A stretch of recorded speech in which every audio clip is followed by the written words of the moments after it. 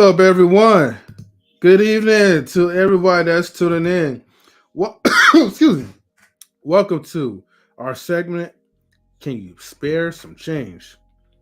In the knowledge and relationships platform, I am your host, M3, and my co-host Stan is also in the building. So let's go ahead and give a nice warm shout outs. All right. Now, tonight's segment, okay? Because I know we started a little late, but we're still gonna keep it an hour long, okay? We're gonna try. Um, our topic for tonight is called pretty much dating our traumas, okay? Sometimes people can get into the trap of trauma bonding, or you start dating a narcissist, and you feel captivated to please or to try to fix what you primarily believe that was once a loving relationship that's now broken. And then the excuse that you have as men of low self-esteem is that, well, she deserves to be treated better because she was mistreated once, and my fellow man made her that way. Shame on my man for doing this to her.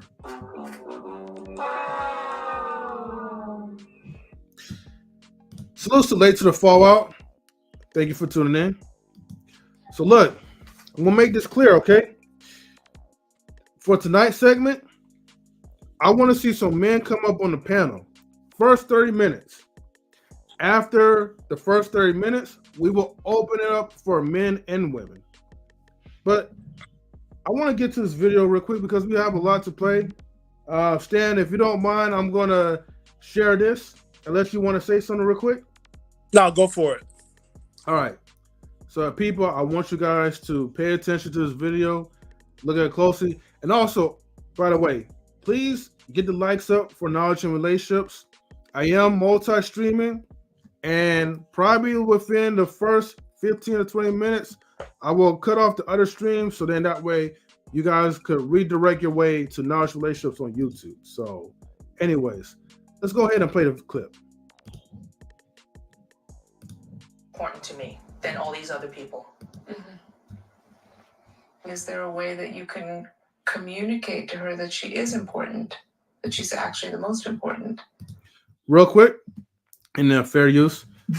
The wife, if you see my finger pointing, that's the wife, that's the husband. The wife is saying that she wants her husband to communicate, to be vulnerable. Okay? The key component that we always hear, men be vulnerable. But let's go ahead and continue. I feel like anytime I tell her how I feel about her, she just says, "No, you don't. That's not how you feel." Or So part of you feels defeated. yeah, I try to reassure her with words. She either calls it bullshit or says, "No, you don't."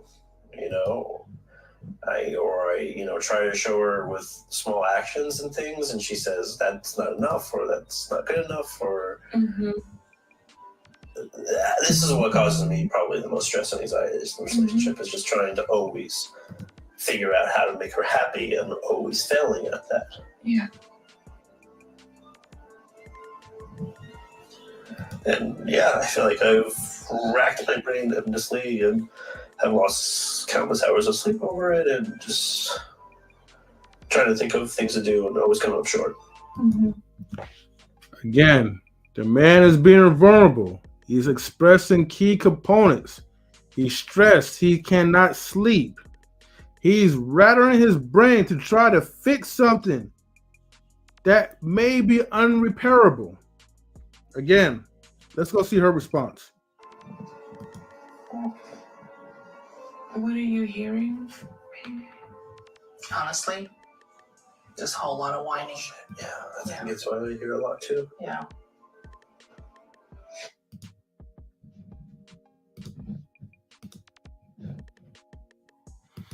You know what that feels like? Feels like You the know what life that of a feels man. like? That, and also sometimes being on this panels. See you ladies in 30 minutes. 'Cause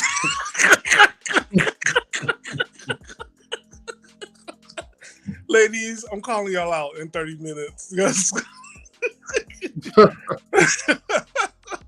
But in real, yeah. Well, I think all men have gone through this, and it's never enough. But I think it's something that's deeper there. You can't fix that. My understanding is that they did get a divorce. I'm happy for him, but I'm scared for him because unless he continues to go to therapy, this is the type of woman that he'll keep on picking each and every time. Right. You know, Stan, why? And I like your questions. We'll definitely save it when we have guests to come up. But my question is, why are we having a generation of men with low standards, low self-esteem? We're supposed to be kings, right? Are we? I'm starting to second guess. Okay. If we break it down right for our generation, and we have to keep it real. I know everybody says the post-feminist era and everything else, but if that's supposed to start in the 50s, right? So it's not 50 years ago because we're in the year 2024. So that's actually 75 years ago. Mm. So within that time, if you're under 75 years old, it's always been like men are the problem. That's all you hear. And if you look at all our TV shows, men are just silly and stupid. And then you look at all the books, the boyfriend are silly and stupid. And you look at all the movies, the men are silly and stupid, or they're the killers. You know what I'm saying? Like it's either you're bad or you're dumb, right? You're not in between. Yeah, you mind if I chime into that? Yeah. Because I have a confession to make. Mm-hmm. I used to be one of those, dumb, silly, goofy kind of kids. And it was because of television and media that had me thinking like, whoa, that's the norm. Wow, okay. The dumb, silly, goofy, energetic type of person is always the one that's winning the girl over. Even the one that is chasing. Not even in the pursuit, just chasing. Until you convince this girl that you are the catch. And then ultimately you get that girl because you have put a ton of effort into pursuing her. Only to find out at an age of probably 31 or 30 that everything that I thought was a whole lie.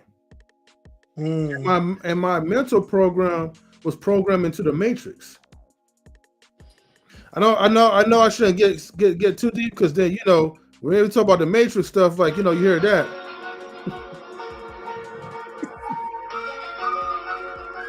To be honest with you, if we keep up with the matrix, a lot of us gone back into it just to taste some steak. I mean, that's the real. A lot of us know the truth, and we don't want the truth. Right. It's easier to go ahead and follow the crowd and to accept things. And yeah. I hear you, Stan. Later Fall says, do we date our trauma? The answer is yes. At least once in our lives. Some recognize it quicker than others. Yeah, I won't say all, but yeah, for the most, because we feel like they're relatable to us. We tend to pair with someone that we think that could pretty much understand our struggle, understand our pain. And when we find those people that is in the beginning typically agreeable and relatable to our pain, we start developing feelings and attachment to them. But isn't that selfish though? For us or for both sides? Both sides. Because I'm looking at it from both sides, right?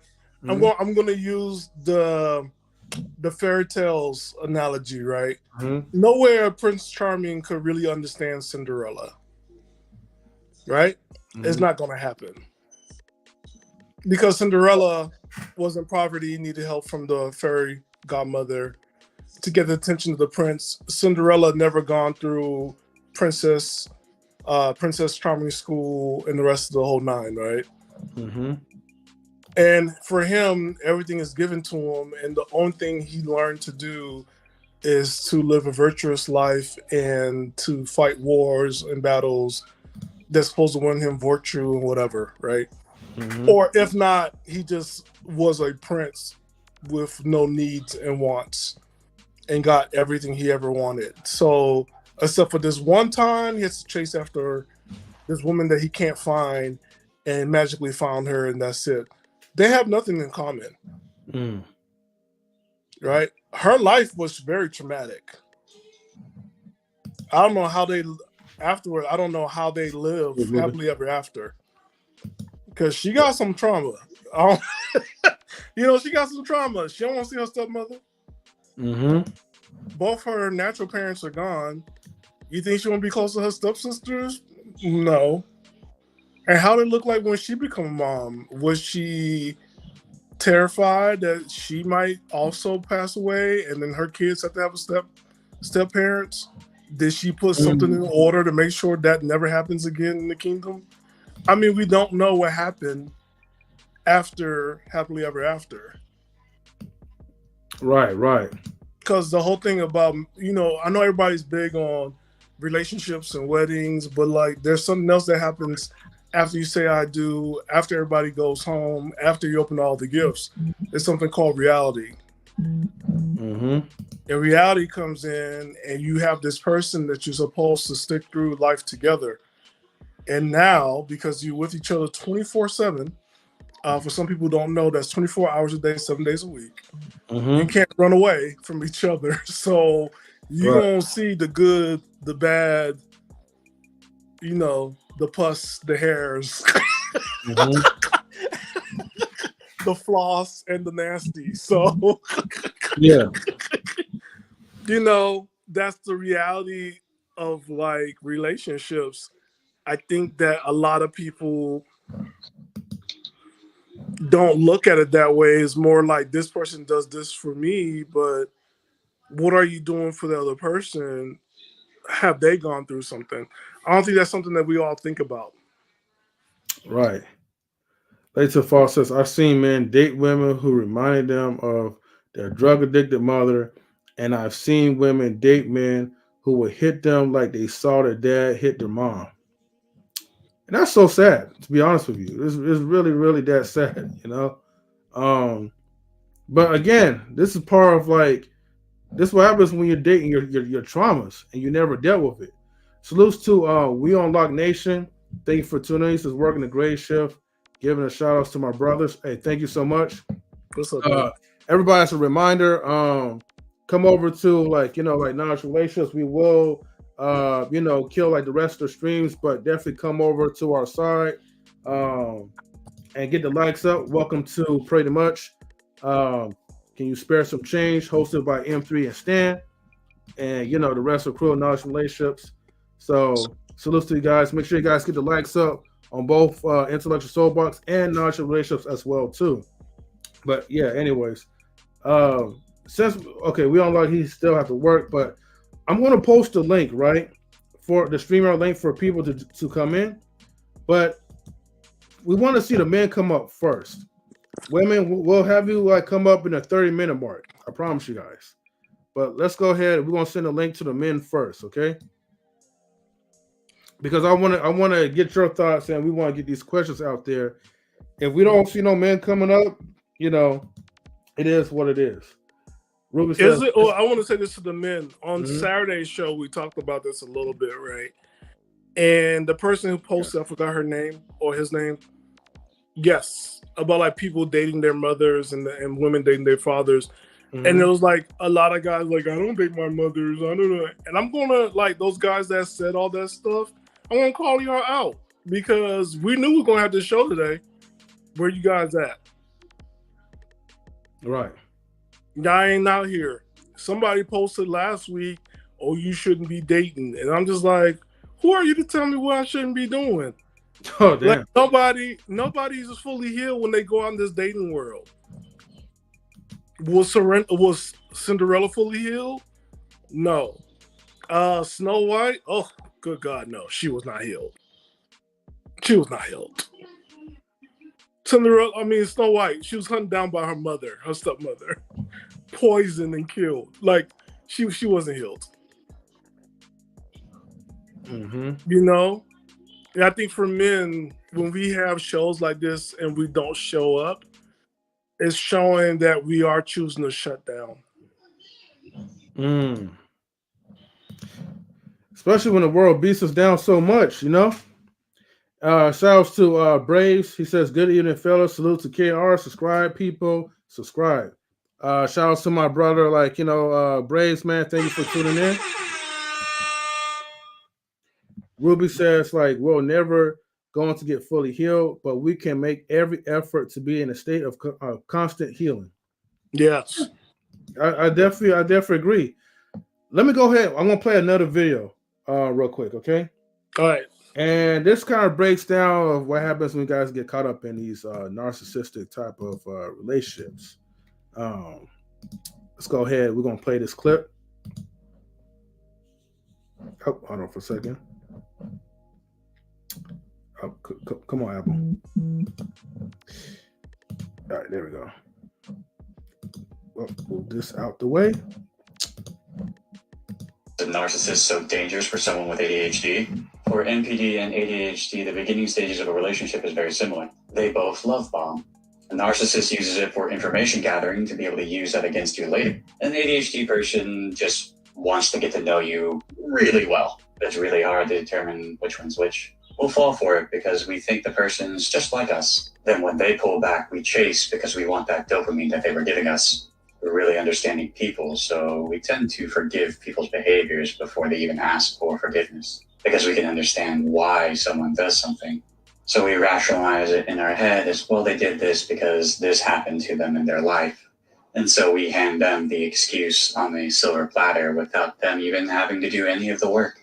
By the time we actually are having issues with the behaviors, it's too late to set those boundaries. And they'll use our empathy against us. Know that you are worthy of compassionate love. So why isn't? Yeah.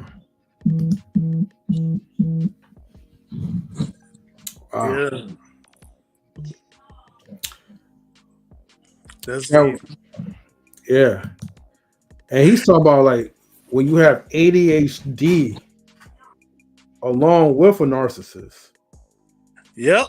We cancel each other out at the end. And I'm an ADHD person. Hey, same thing, man. You know? And the environment we were in, we were surrounded by narcissistic people. Now, that just sharpened me because now I'm just like, oh, okay, I know what you are now. And I'm out. I learned to give just enough information so it can be used against me. So I know that you're a narcissist. And then I'm like, okay, thank you. I got to get you out of here. So, and that's how I protect myself. I'm like, yo, I'm not getting caught up again. I just can't do it. I hear you. See, and I know because this is a podcast for men's mental health, things that definitely need to be touched upon is okay, the fact that you got men that may be going through child support issues. You have men that's maybe going through other breakups and relationships where it's being vulnerable may be your weakness, or maybe because see, here's the thing: a lot of men, they don't really speak, they don't really talk a lot when it comes to their feelings, when it comes to their pain. And why blame them? Could you really talk to? And I know people say, yeah, you can talk to this woman or that woman if they're good or whatever. But for the majority, right? Could you really just talk to people? Can you just talk to a random stranger and be like, "Hey, I'm feeling this way"? Or can you talk to your coworker? Can you talk to your family member? Not everybody's going to be understanding of where you're coming from. Salutes to Evolution Media. Thank you for tuning in. And I think like a lot of men, because of we're in a situation where we can't really trust ourselves to be vulnerable around with other people, we tend to ride solo on our emotions. And it's like that little space ahead out tells us you better suppress it. Whatever you feel, you better not express it. Because the more you express it. No, yeah, you can't because well, you want to read this from Late to the Fallout? Yeah, she said, "What is a narcissistic person?" I always get confused by the way how people use that word. Okay, I say something real quick. Mhm. Everybody has a level of narcissism in it. It's called self-perseverance. Everyone has it. Mhm. Narcissism or somebody who's severely narcissistic, if I remember correctly, that is a behavioral problem. It cannot be fixed with pills, medication, or anything, and it can't be fixed with you telling them they're narcissistic. It's something they have to come in their own when they lost of relationships, friendships, and everything else, and then they have to go through therapy ongoing. There's quite a few people on TikTok and also Instagram that say they're narcissistic and they're going through some therapy. I suggest you follow them and their testimonies and see how it works out. And I get it because everybody uses this a lot, and it's crazy as you know when you read the baseline of a narcissistic person, Mhm. it seems to be to one particular gender. You said to one particular what? Gender. Which we will not say. Oh damn. But everyone has it. Everyone has it. All genders. We all have it. But the narcissistic person is very dangerous. It's just dangerous. So Yeah. Hold on for a second. Let me look out through my window. Is it raining? Is it raining? Okay, no, it's not raining. But we do have a fellow Canadian inside the chat. So we have She Stole My Thunder in the building. Oh, there we go. She says, to be honest, most people should keep to themselves. There aren't as many people you can trust as you think. And she says, hello, by the way. And hello back to you, She Stole My Thunder. All right. Salutes to everybody that's tuning into the chat. She said, Evolution says, I think I attract narcissistic men. They appears to try to tame me. They're exciting though. Okay. So she finds narcissistic men to be exciting. she's dating a trauma. Hey, it's a trauma bonding effect, man. Like, you know. I mean, Well, we say trauma bond like a lot, right? But I want to go a little deeper. You want to get the first question? Yeah. So let's go ahead and let's go ahead and we're gonna open it up, right, for anybody to join in. So everybody, feel free to join in if you wish. The link will definitely be pinned to the top for Knowledge and Relationships, but I'm gonna send a link to everybody so you guys could join in, both men and women. But man, where the men at? But anyways, so link is pinned to the scared, top. probably sucking their thumbs and hugging their teddy bears. I guess. It says narcissistic man can suck these narcissistic. Yeah, you know what I mean? Can't say too much on YouTube, but I feel what you're saying, Rue. All right, so the first question. I'm go ahead and put up the first question we have. Oh, it's another one. First question we have.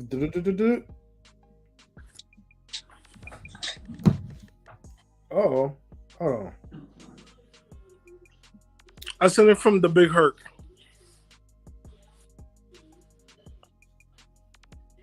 Hold on, my phone tripping. Hold on for a second, because I can't find. Okay, hold on. Oh, there it is. Hold on. All right. So first question is: after taking a self-assessment, what trauma event from the past replays the most in your life? For me, trust. Trust is big. Trust is big. Mind if you elaborate on that? Like for instance, when I tell you I'm allergic to shrimp or shellfish, and the first thing you do is decide to test it on me. Really? That's my life. Wow. You know, like, what's wrong with you? Yeah, that could definitely develop some trust issues. I'm gonna read the question again. She stole my thunder. So, question 1: after taking a self-assessment, what trauma event from the past replays the most in your life? So basically, you know, whatever traumatic instance that kind of came to your mind, what keeps replaying like a tape. And I understand that some trauma could be so traumatic that it's not really easy to share. So repeat the question again. But ladies, come on, join us in. Join. You yeah, want to repeat the question? It's time for you to come on. yeah. How much you want to Ladies, repeat? come on in. Look, I already Y'all want to top. repeat the question? Y'all guys want us to repent of our sins? Which one? You I got got so me many evolution. Did you start some of the trauma?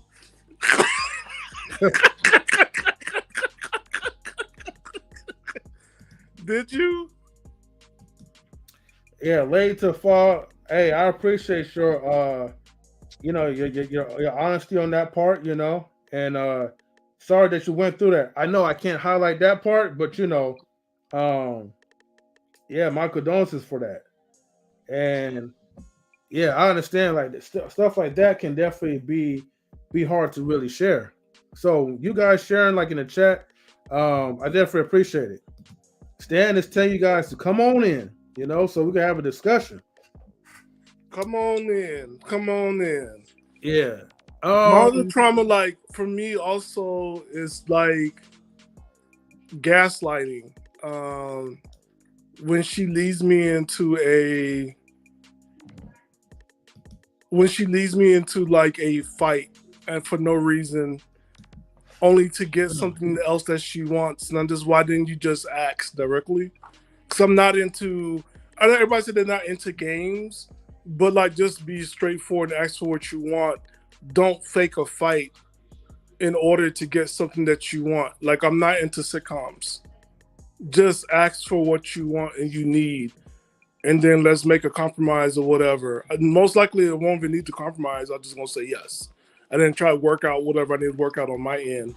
But I'm not into fake fights to get what you want.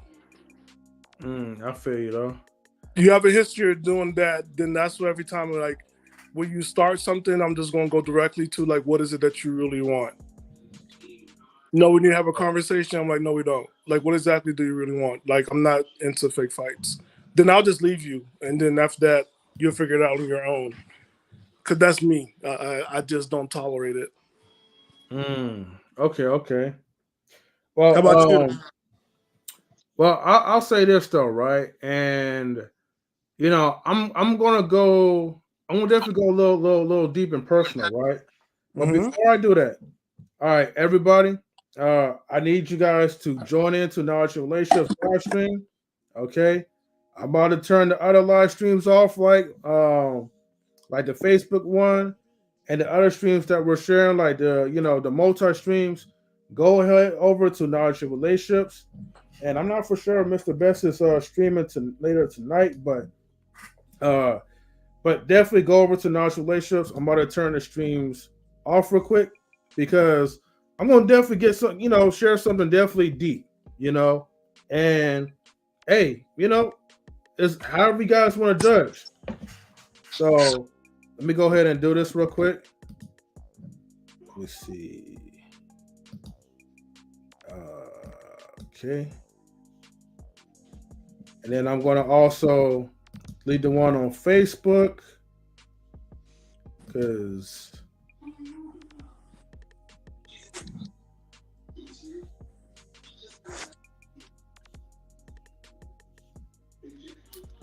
and where else? Okay. Actually, I actually deleted one of them. But definitely go over to Knowledge and Relationships. Definitely come and get the likes up as well. So hopefully you guys we're joining in. Oops. Hold on, I messed up real quick. All Okay. right. And I'm also all right, cool. So I killed the Facebook one. Yeah, back okay. on. Yeah. I got. Oh, go ahead. I'll say this. Go ahead, do it now, and I'll talk. All right, for sure. So okay. So while he's doing that, fellas, you also for you as men, I'm noticing that you guys also the trauma of not having a family, and the things that you do as men, as like making kids here, making kids there, not taking care of your own kids, having doing a Nick Cannon thing on a budget. It's like, what are you doing? And it took like on Saturday when we were talking about one particular subject about like we're going into other communities, Latin communities, because we want families and stuff like that. It hit me. I'm wondering, like, when you guys do this, is this some kind of trauma response? Because you didn't grow up with a family, so you're trying to make all these kids because that's something that you want. Like Tyrese said, like he wants a loving family and all the other stuff. And I don't believe that's a race thing. Everybody has the capacity to love. But for a lot of men, when I'm looking at you now, just now, I have to see if this is a trauma response to your own past when you're just having a lot of children. And it's like, instead of everybody like, oh, you're not caring, I think there's something a little deeper that's there. Right. So, all right. So I'm gonna be transparent with you guys, okay? Okay. So here's the thing, right? And maybe I should kill like the Instagram, but I'll keep it up there, right? So all right, for me, a lot of people will ask me, "Oh, M3, how come you don't want any kids?" And they'll ask me those kid kind of type of questions, and it just seems like people don't really respect like when you just tell them, "I don't want to have children." Why can't you just let it go? And then they get offended because I don't want to have kids, and then they'll try to put it like, "Oh, well, what about your spouse and this and that?" I mean, after a while, we kind of agreed that, hey, like, kids will be kind of rough. It'll be tough. But in my trauma, the reason why I don't like to have children, I mean, it's many different reasons. One of them I'm not going to really fully share because I understand that you do have moms or single moms or parents or whatever that raise like kids that does have, certain uniqueness, I would just say, right? But they can't really, it's stressful for them. But my thing is that, like, okay, as a kid growing up, my brother who had like his first son, I believe. I mean, if that's really his son or whatever, I don't know. My cousins who had their daughters born first, but then they had their first sons, and then other cousins who had their first sons all died like from gunshot wounds. Violence, although like, okay, I be it, selling drugs like actually could get you caught up.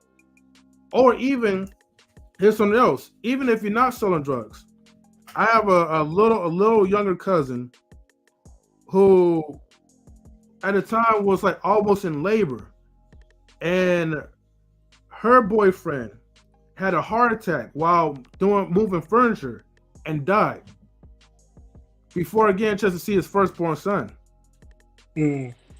So definitely had a part that relayed where like it really messed my mind up, and I think like at first, like my foot was like halfway in and halfway out, and so I wanted to give it a shot, but then after when my mom passed or whatever, she pretty much died in my home.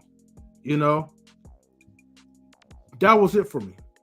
I I was like, hey, like the hell with children, because I looked at myself like, well, we all have an expiration date. I get it, but me not able to deal with those traumas and not having the tools like to really accept that, I just couldn't go through that.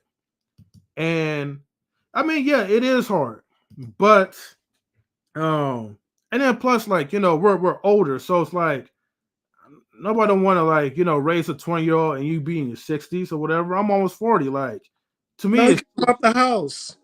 hmm? Kick him out the house.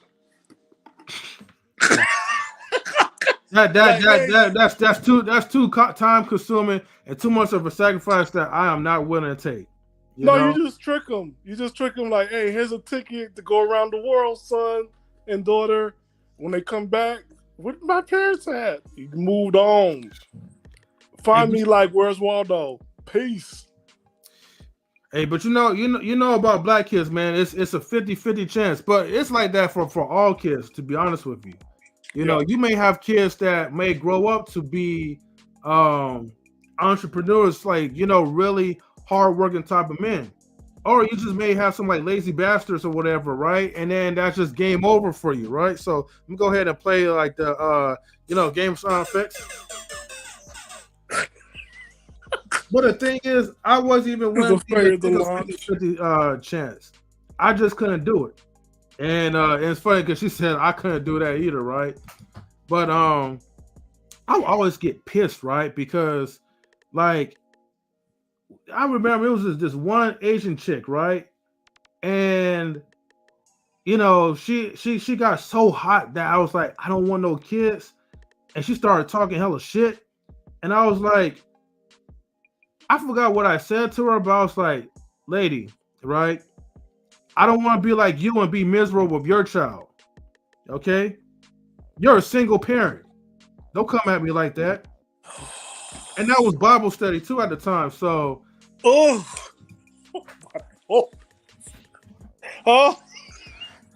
And you know what? And let me tell you this, not right? Bible study, sir. This chick had the audacity, right, to think that was cute, right? She was like, man, I kind of like him, I want to hang out with him against something. And like, she wants to change your mind. I saw her at church the next day. I ran stage left. I was like, you will never. Lord, I'm not going change your to mind. count me. That's the last time you'll see me.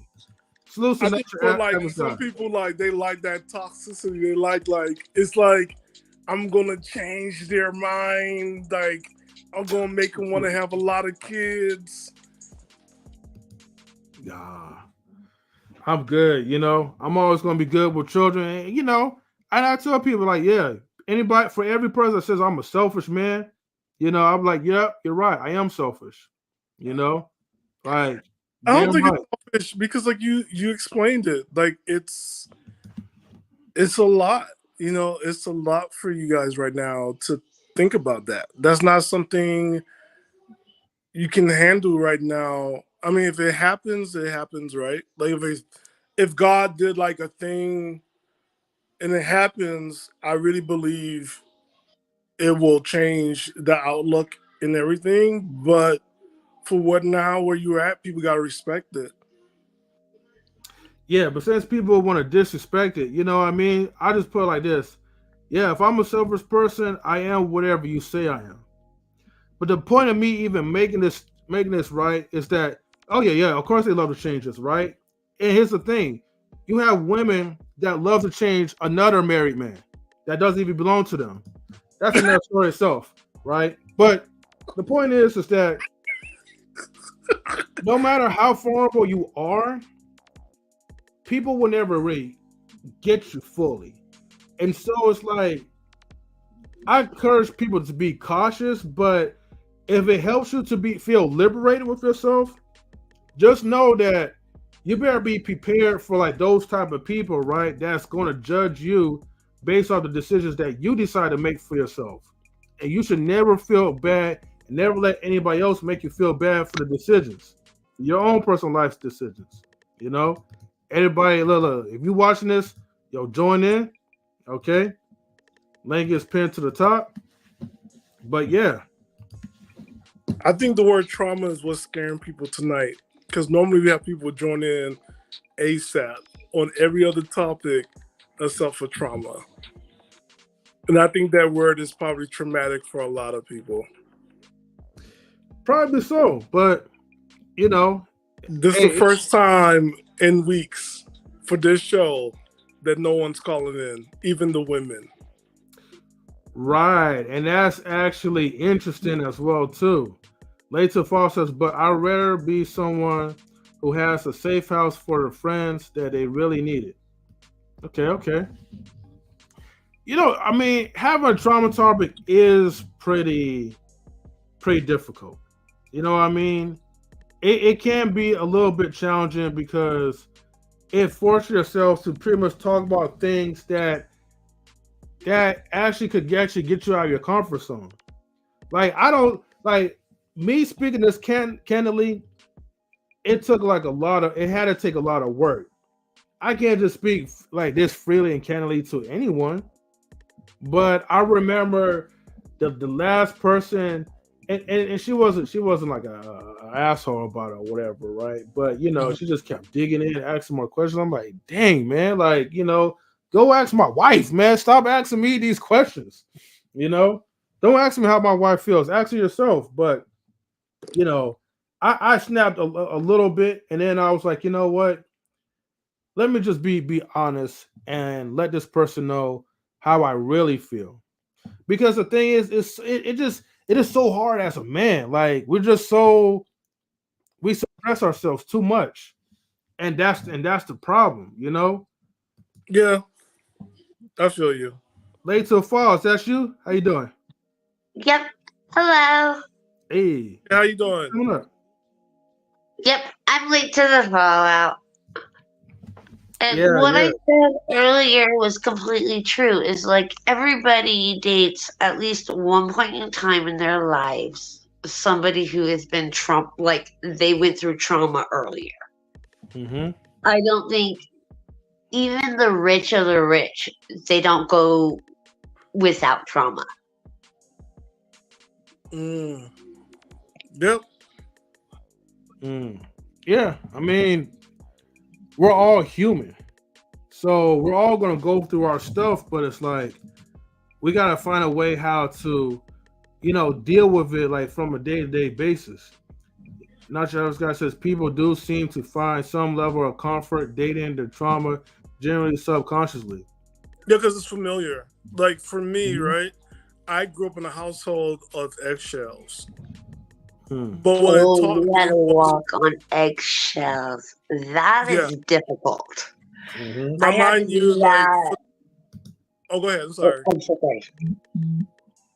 Well, for me, like, it was definitely after the divorce, when my parents had divorced, that's when it felt like I can actually sleep. Like, people don't know how deep that is for a child to actually, you can fall asleep at peace. Because before it'd be like holding your pee until the morning. You really got to go, Yes. but you don't want to go to sleep because you might pee in bed and get in trouble, right? But if I get out of bed, I'm going to make some noise and get in trouble. So what do I do? So again, because when we finally got divorced, it was like for the first time I can get up and use the bathroom. Now, for a lot of people, they think like, oh, that's nothing. But imagine going through your whole, young childhood life. You're going through your Being afraid of preteens pee. and your teens, and you're waiting to go pee. Yep. And for the first time you can go pee, that's a big deal. And that's like, it stayed It's in my very mind. liberating. Yes. But now how that affects me as an adult, I can read when I go into a room. I read a room real quick. When I go into a relationship, I sense stuff real fast, and that's like it's stick with me for the rest of my life. Like growing up on eggshells. Well, and again, you never want to walk. Like when you get to the point in a relationship that you want to walk on eggshells, like I've had exes before Mr. Hubby. Because again, Mr. Hubby and I are still together. I still love him. Oh my god, I love him so much. Hmm. We've had such an awesome time lately. And it makes me so happy. But before that, like I've had others where I'm like, I don't know what I should do. I don't know how I should feel. Like it literally feels like you're walking on eggshells through your own house. And then when you And get rid of them, you feel that peace, and you're never going back. yes. You can't go So back. again, I'm so sorry. Go ahead, please. No, I'm agreeing with you. You said again. Well, no, I was just gonna say that, and again, once you get to that point of where I don't have to walk on eggshells anymore, it's like a relief, a complete relief. Yes. Mm. Ruby Doll, salutes to you. Salute everybody. What's up? What's up, Queen Sheree? What's up, Kingston and M3? Yeah, what's What's up, up? Queen? Good to see you. I'm glad you guys came up. Hey. You know what? I just want to say something real quick. Mhm. We got to think of of what we come with as the best tasting, the best commodity that there is. Like for example, I like to joke around by saying that this stock on this pussy is going all the way up. Okay, so last year's price isn't the same as this year's price. Okay, if I sound narcissistic, sue me. This is America, feel free. But on the same note, it's like you gotta fuck with yourself so heavy that you're not going to allow for certain things. You're just not. And I think Right. there's nothing wrong with that. In fact, it's changed my life in such a way that I respect myself so much more. And, Because what I used to think that was lonely is now like, wow, I can breathe. Like, Mhm. I feel such a deep devotion and I'm an active participant in my own happiness. And not everybody can come along for the ride, okay? So I think that I just wanted to share that piece because as somebody who was a serial dater for the majority of my life, as well as the person who was deeply insecure and delusional, I wasted too much time, and I pulled my family in, I pulled my homegirls and my homeboys into my mess. And what I guess I can't do any longer is pull like my seed into it. You know what I'm saying? So for me, it was having that. There's people that are smarter than me that can simply look at another person's situation and be like, oh, no, thank you. I wish I were like that, but I'm an artist and I crave experience. And let's just say the experience has been the best teacher. Much love to y'all. That was my 2 cents. No, I much love to appreciate you. it. Thank you. Yeah. Thank you. And I'm glad you guys did came up. So like, that definitely um it's definitely helpful and I appreciate it. She shared her trauma with everybody. Mm-hmm. Well, he said something earlier. I like. Can you pull that up? What he said earlier? Yeah, what he said was, by the way, this is a great topic, but like Stan said, it's triggering for many. And look, and I understand, like, it was for not your average guy on the Twitch gang side. I didn't really think this topic was going to be that hard, until you actually are talking about Talk it. about it. Now here's the thing. I feel like I'm at a space where I could be expressive and talk about it if asked, but I could also sense that people do have a level of uncomfortability. Even some of the people like in the chat, they could be very uncomfortable sharing about their own trauma related experiences. And my thing is like, look, if you guys got triggered in any type of way, then just know that this is definitely how these subjects is going to be sometime going forward, because we got to break down the psychology of why we're so messed up as people to begin with and come up with the solutions, so then that way we can heal over time in a more healthier type of way, and not try to heal by using violence, drugs, or other substance. Maybe question number 2 will be helpful. Yeah, and I was going to get to that too. So basically, what safeguards have you developed, and do these safeguards need to be replaced? I can share that one. The safeguard I developed from my childhood was to hide what I like. Because I have a narcissistic parent. And so because of that, if my father, if he knew what I liked, he would like to destroy the opportunities of me, like football. He's not going to sign for it. So he'll play like, okay, go to practice. But then it's time for him to sign it. Then he's like, no. Right? Mm-hmm. So what I learned to do was to forge signatures as best as I could. Yeah. Except if it had to be notarized, that means I can't do it because you need your parents and their driver license for notaries. But for everything else, I didn't deserve like a notary. I did forge my signature. I forged a signature, but that, and then 2, I learned to hide, and like I spent a lot of time stuff that I like I don't share, and how that ruins like my relationship. It makes it look like I'm doing the worst, or I'm out here doing the worst, like I'm in the streets. But what I don't want you to do is take away something that I love, and it's like it's that part of me that I'm not trying to share, but I'm learning, right? Like I have to open up, because no relationship could really survive with me constantly hiding stuff from like anybody. And trust me, the stuff I'm hiding, like I'm going to a Comic-Con or something like that. Like I will hide that. Or like I have my favorite sports bar, I won't share. You know what I'm saying? Like stuff like that is only because everything I like has always been taken away from me. So that's why I just hide it. And I have to be comfortable with like opening up and then fight for what I like. So that's where I'm at with it right now. Wow, Grace. I understand. I think we all tend to hide something. Like for me, like even though like I like to just be open and just get that stuff out the way, because I am aware that I'm going to get judged. I'm aware that people are going to look at me different, and it's a good thing, because it's a way for me to kind of weed you out of my life if you're not going to accept who I am. But the thing is, like, I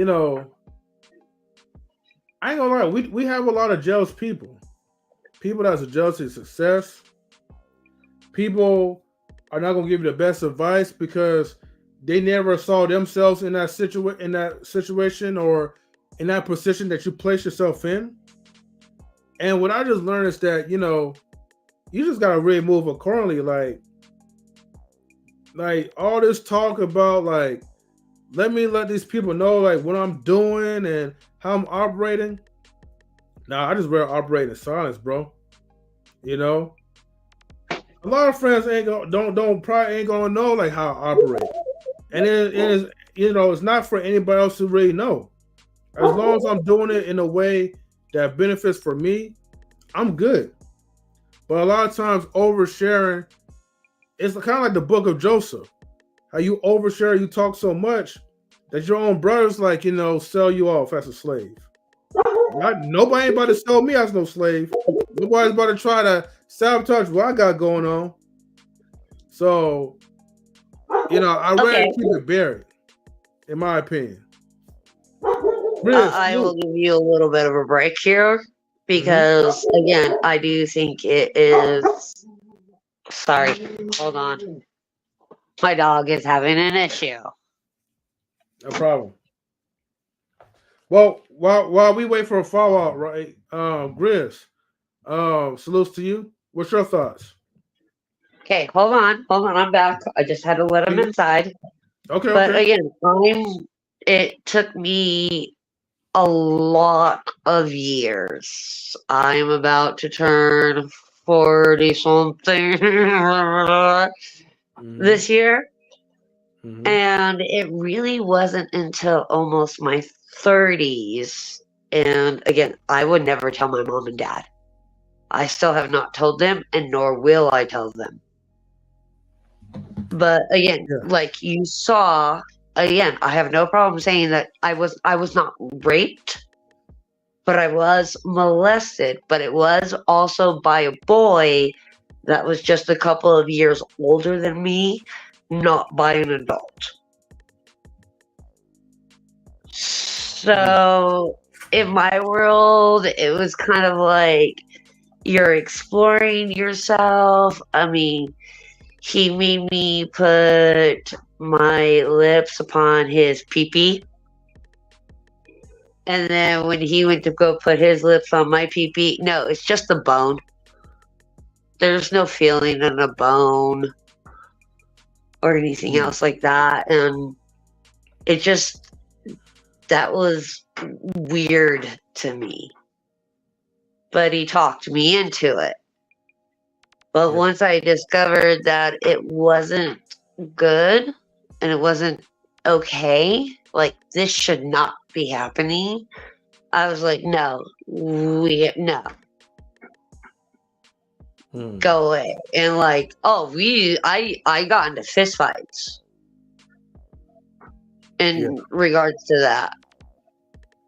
So that's like, I'm not afraid to say it, but for a long time, and again, I still hide it from my mom and my dad, and it still makes me feel uncomfortable in regards to sex.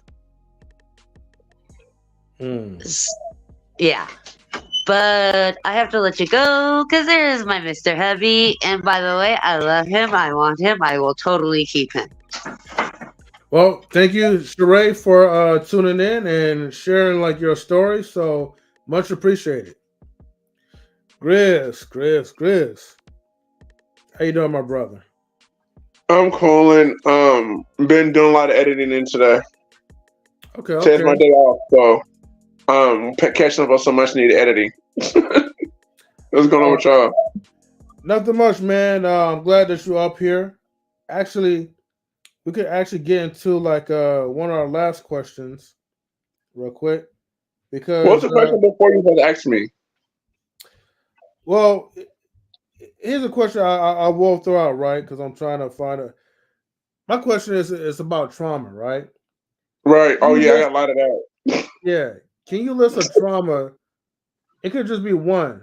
Maybe the most recent or the most memorable traumas that you remember that keeps replaying your head over and over.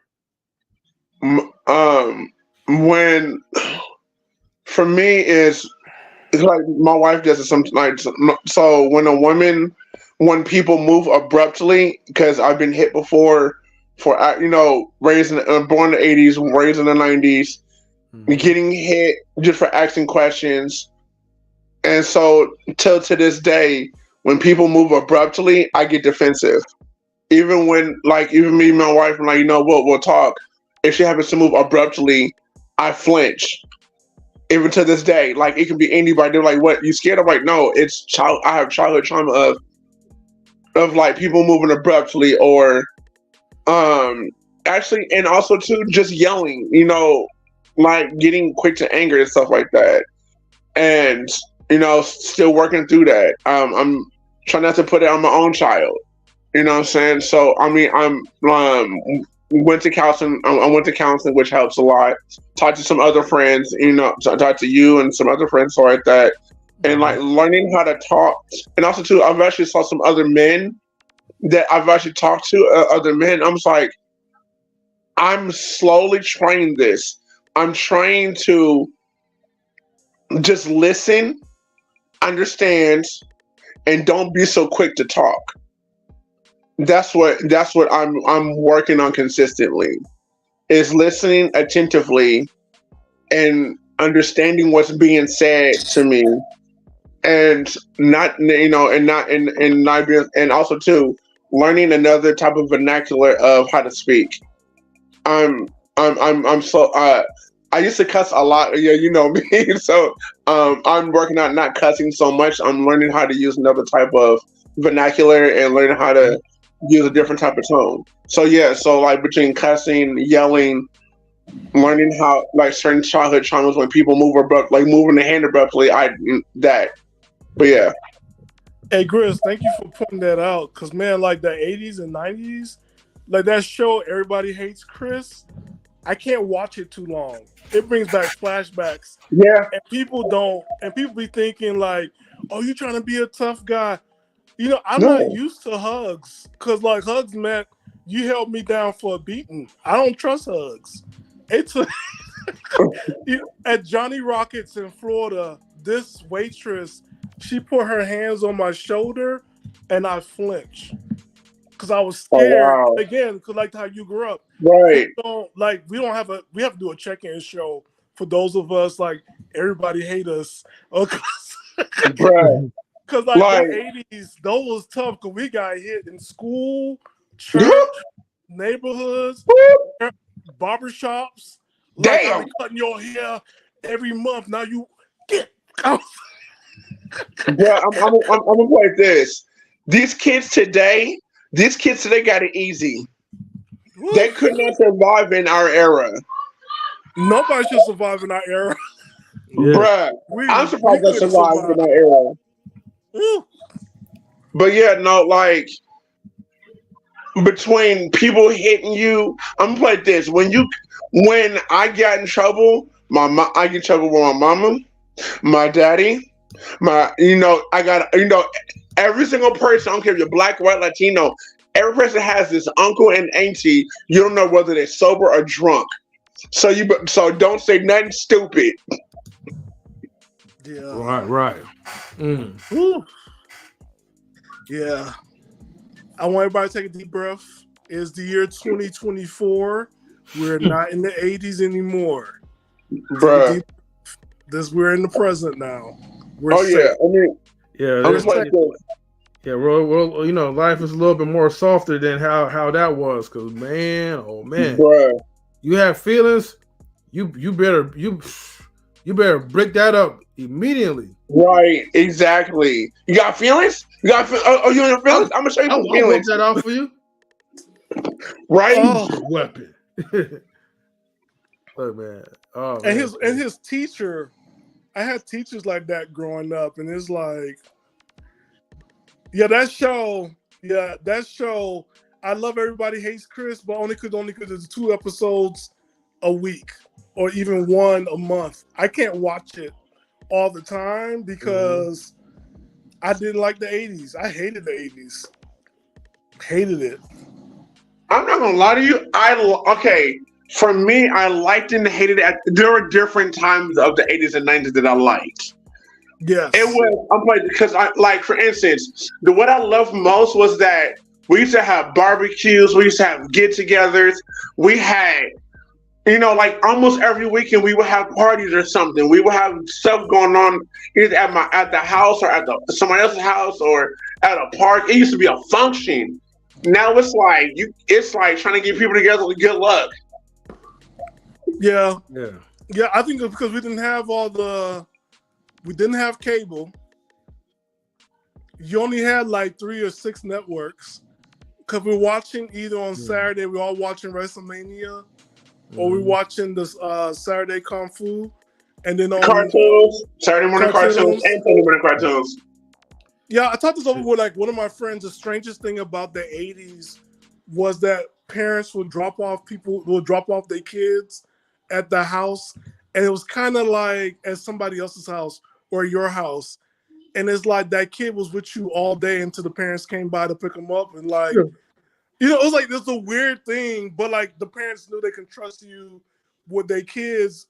It was a weird era where people was dropping off kids and kids were going missing. I don't know.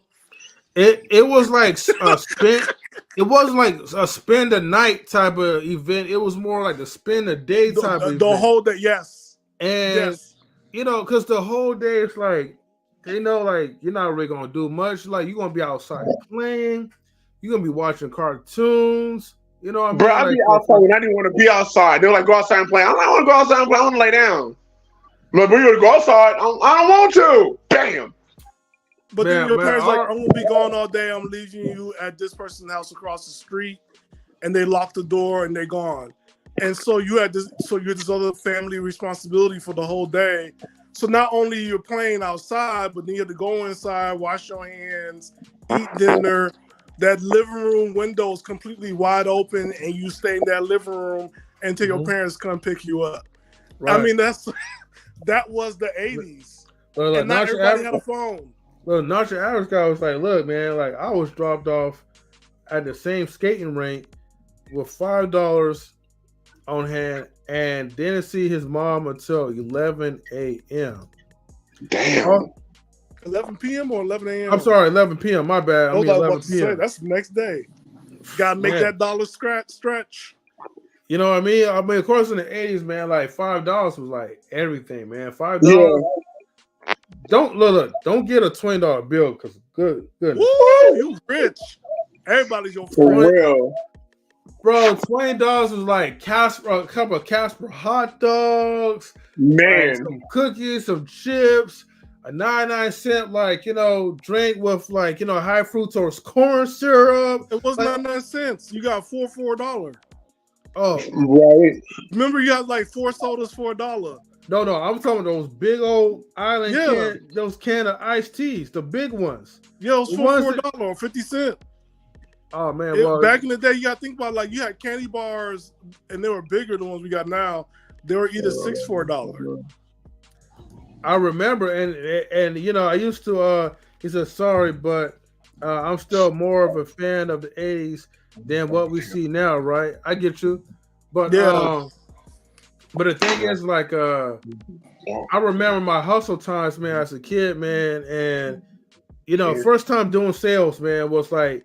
You taking because we was doing it for school at first, and I was like, "Why the hell am I doing this? Why I'm getting why am I busting my butt just so the other teacher get paid for a small, medium size pizza or whatever? You know what I mean? Like that you could just microwave. Them little thin pizzas. Right. I could get pizza myself from Sibel's or whatever, right? And it'd be good just by the slice. And I remember the slice was like $1 and then $2 for the pepperoni. But anyways, the point is that I was like, okay, you know what? I'm gonna make money for my own self. So I also have that mindset. I took those candy bars, that you'll get like 6 for $1, soda to like $1 each, making like $10-15 off of them. There was this one old lady that was like, well, I'll buy a candy bar from you if you can show proof that you're doing it for a school. I was like, really, lady? So I did. Of course, anything for $1. I used my graphic art skills, Windows 98. You remember those?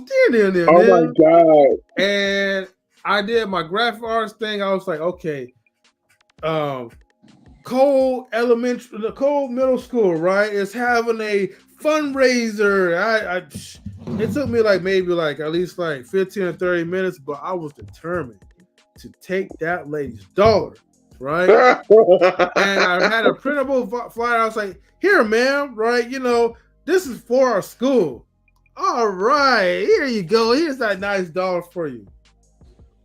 That felt bad. You can do a lot with $1, man. Exactly. You know what I mean? I mean, looking back, I'm laughing at it. I mean, I know it wasn't right, but hell, I'm like, at the time, as a kid, I was like, damn, I'm impressed, man. I'm so creative, man. I could just hustle my way. More bang for your buck, man. You got right. You know, that dollar was for the commission that I had to do to create those flyers just to prove to her, right, that I'm doing Damn. it for the school district. Even though I was Damn. not doing it for the school district, and I was doing it for young Mario, right? So, yes, M3, young M3, go ahead But with your backstory. unfortunately, it's the 80s. Your parents find out, and guess who you meet? Mr. Leather Belt himself. For real. With the big butt. Oh no, my parents take care. If anything, they probably admire the hustle anyways, though. Not my father. It was like, his name is, I ain't gonna say his name in Spanish, but means hands. I mean, one time I got a little too big for my britches, and I was like, well, I'm older now, it's not gonna hurt as much. Oh, you told All your I dad? saw him was, that's what I said. Mm-hmm. Oh, man. He flinched twice. I was just like, what was that for?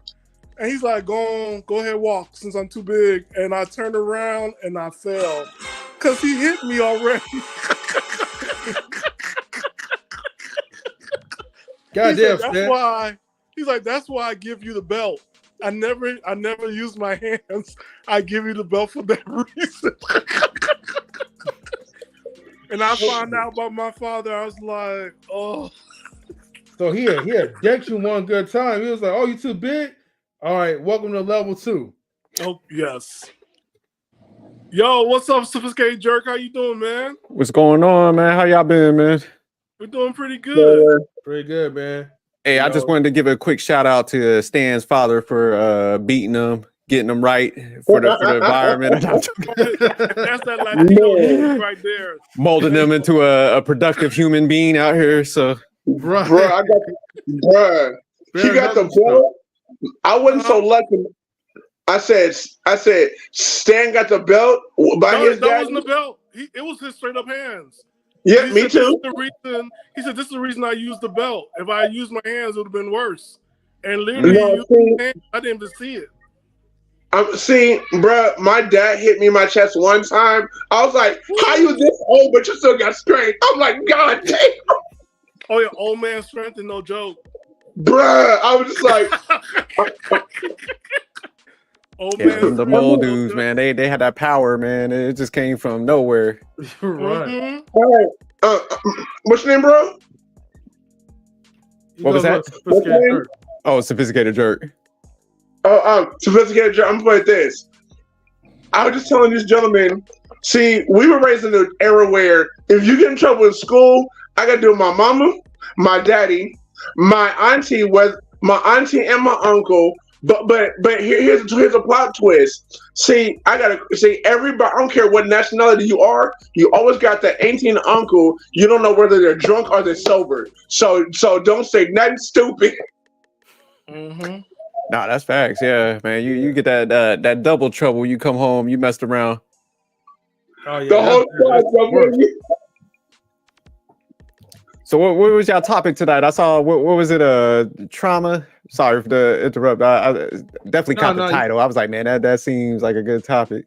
Yeah, we were just talking about pretty much like dating, like, you know, our traumas, and you know, we was just pretty much like dabbing into like, you know, a couple of questions like, you know, self-assessment.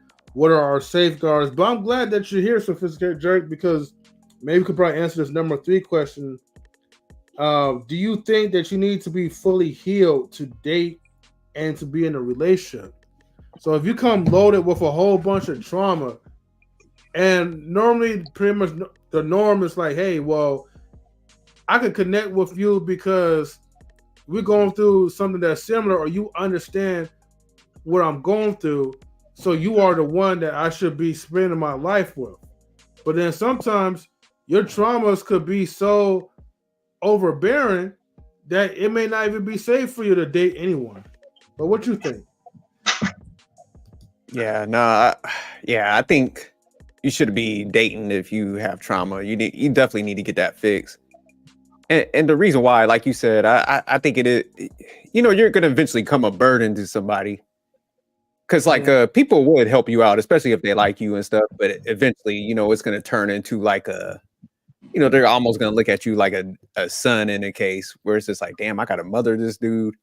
So, you know, that attraction is gonna wear thin. So yeah, I would say like definitely, you know, get through your trauma Yeah. at first. Because me personally, I would just never want to, even if it's a friend, I just try not to bring burdens to people. Don't get me wrong. Like, I think you could reach out for help, Mhm. advice and stuff like that. But, eventually it's just like, if you keep coming to people with issues, it does tend to wear thin, because you think about people have their own issues. They're going through life and stuff. So yeah, it'd be best to tap into like therapy if you're that low and, get that proper help.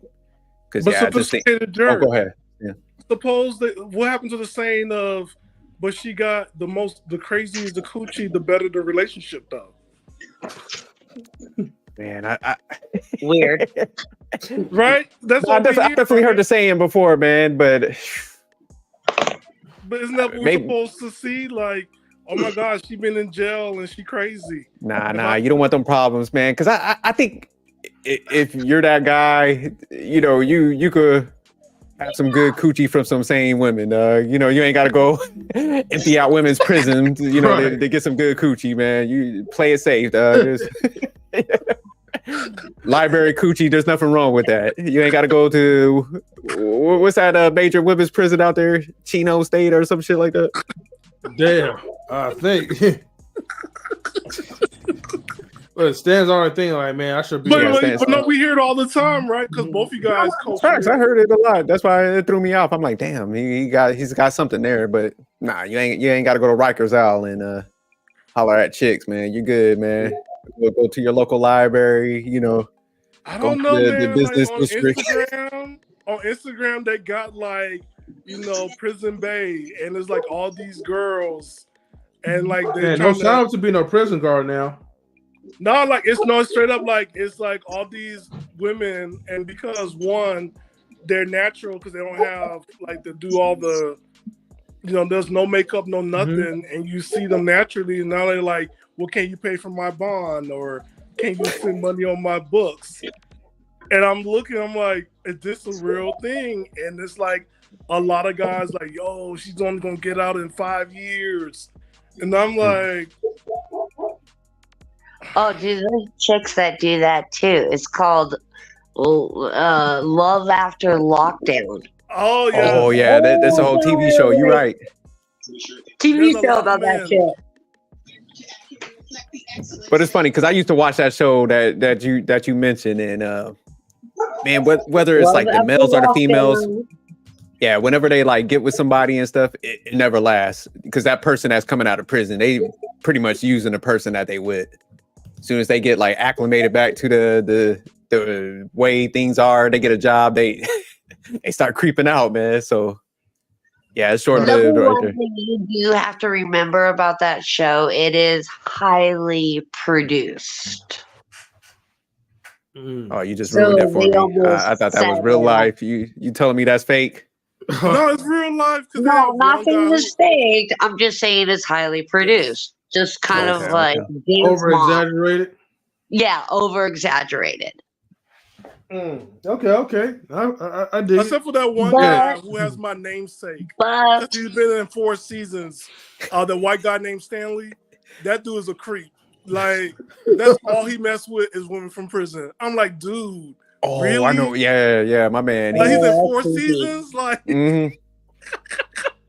Can we call the police on him? Damn. He's a prison guard? Like, how do these creepy people just get on TV? Well, I found out today. I did not know, besides reality show stars, that influencers also have an agency. I did not know. And then sometimes they get into reality TV, and I did not know there's an agency for influencers and podcasters. They get them to the next level of reality TV shows. And I found that out today. I did not know this stuff exists. Oh, like Maker Studios? Again, yes, that I did not know. Just because a lot of people I knew about Maker Studios like 7 years ago. Wow. But that came off of the lip stream of like the Disney TV shows that were kind of going into that direction too. So BuzzFeed is actually owned, and Maker Studio is owned by Disney. Just to let you know. All right, good to know. That's crazy. Yeah. Now I sent both you guys what happened, and I know this is gonna be another show because look, we're the ones that did it first. On Saturday, we talk about women got to compete. This is a what we say this was not a this is a what we are, capitalist society. Yeah. With Passport Bros, you got to compete. Today we talking about dating our trauma, and the next thing you know, like men, you got self-esteem issues when it comes to the dating.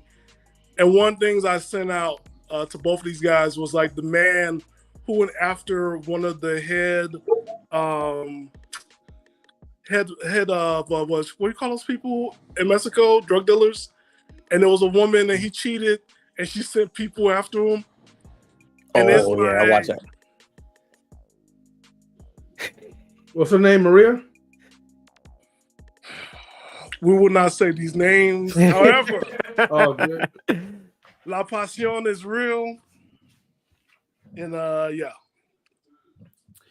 Yeah, man. You know, people out here, man, is very dangerous, man. And you gotta watch out, man, like of like who you're dealing with, who you're like trying to like pass your genes to, because you never know you're gonna encounter someone that's like not right up in the head. And then you're playing with them or you're doing certain type of things is only going to just sell them off like to the edge. And not your average guy says, if I was dating in this era, I'm pretty sure I'll be a passport bro. I mean, sex might be cheaper out there. Who knows? See, America got to compete. They got to get back in the market and compete. Yeah, it's on a global scale now, man. Right. Speaking of passport brothers, though, salutes to Kings and Dreams, because I share like the video of like why the video that me and Sophisticated Jerk reacted to like on Saturday. Latinas love black men, and he's trying to like schedule like a time, like maybe like you and I, Sophisticated Jerk. Or maybe Stan can hop in too as well, right? And talk about pretty much this topic.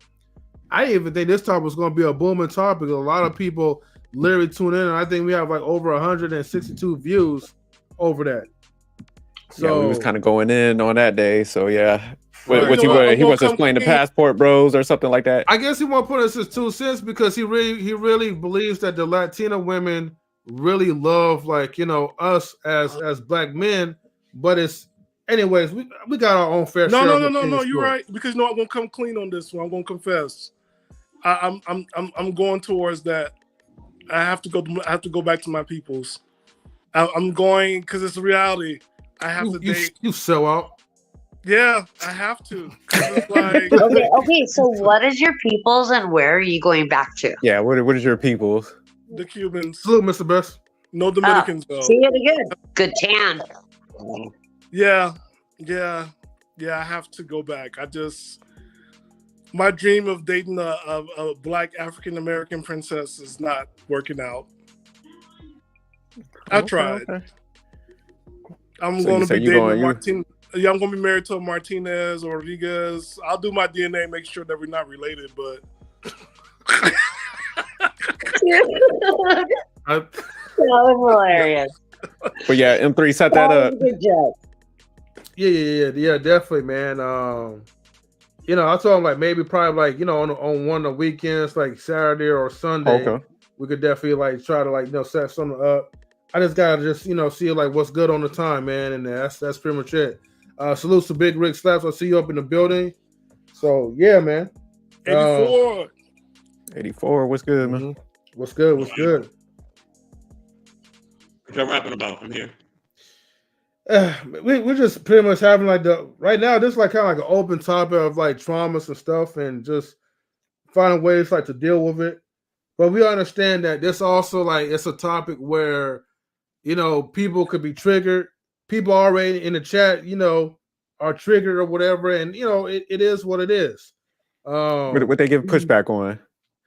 Well, the thing is, they know it's a good topic, and it's definitely the intent is to heal, but we also have to be mindful as well too that it brings up a lot of emotions from their past, what they went through. So I applaud and salute the ones that did came up and share their personal traumas, but not a lot of people are really comfortable having these type of conversations.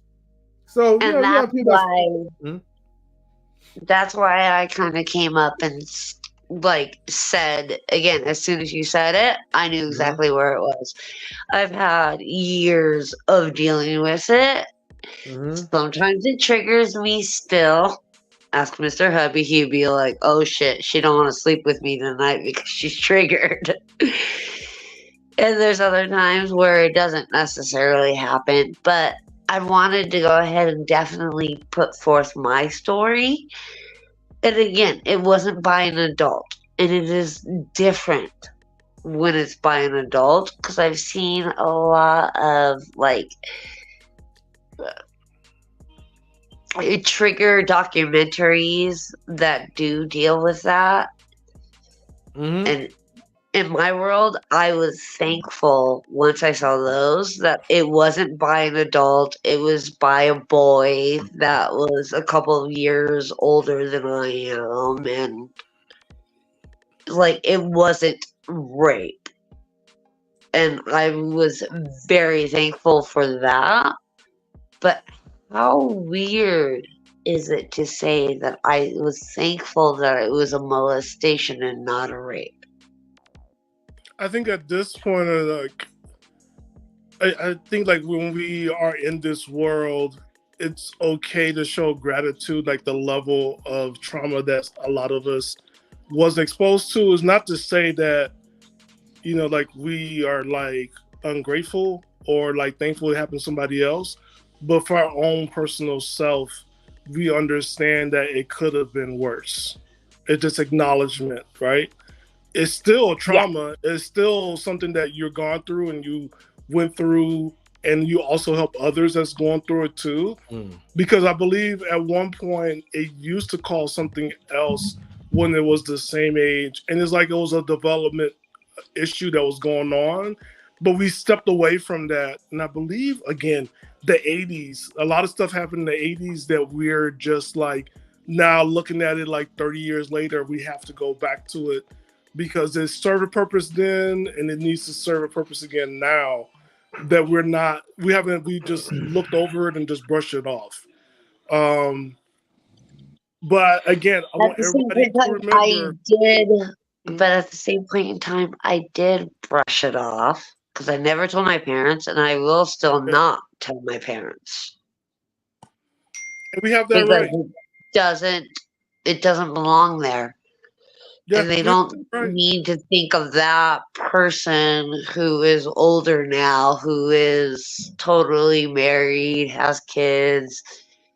Like, that's not happening. So that's something that occurred through puberty. Again, he was 2 years older than I was. So, like, put it on, like, 11 to 13 type of deal. So, go ahead. I'm sorry about that. It's okay. I just felt it was very uncomfortable, and it almost was like, if you kiss my penis, I will kiss your penis type of shit. Yeah. And again, just weird. But it has affected me through all of my life. Yeah. Right. Fam, I'll be right back, okay? All right. Okay. Yeah, I was just gonna say to you, however you handle your trauma, that's on you. Don't let anybody else like make you feel bad. However you take it, you process it, and you act out on it. So if you feel like handling it that way, it's your trauma. So you ain't wrong for handling it however you want to. Yeah. But I definitely appreciate you sharing your stories and stuff because, yeah, like what Stan was saying, I think that, that's one good thing about the internet. And that's why I do give a lot of credit to M3 and Mr. Best for holding their platform, you know, letting people talk about different topics and stuff, because it definitely helps a lot of people out. Yeah. Yeah. Yeah. Because again, if one person just saw my story or just heard my story and went, you know what, I can see where you're coming from, but at the same point in time, like I still have issues. Yeah, I don't think nobody's Now I'm 45. But you Yeah. understand, like, At the same point, I'm also going through menopause, so that's a completely different thing. one thing I learned, right, is like we can't be completely healed. Is that's not something I can like.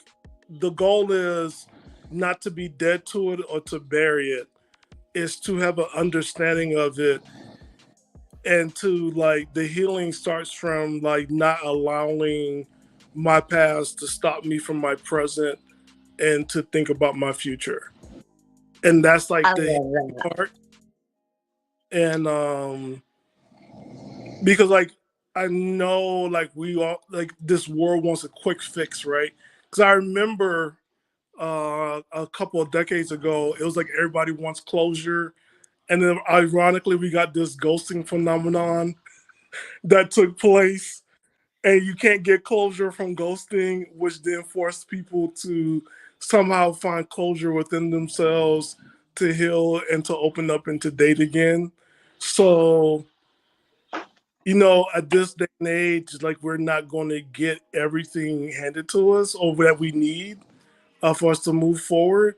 So I think like a lot of times it's going to be ourselves that will heal ourselves, or just to hold ourselves accountable and just move forward. And I think that's Well, what. I think what you're trying to say is that look into yourself, and if you're okay with it, then be okay with it. If you're not okay with it, then find a way to change it.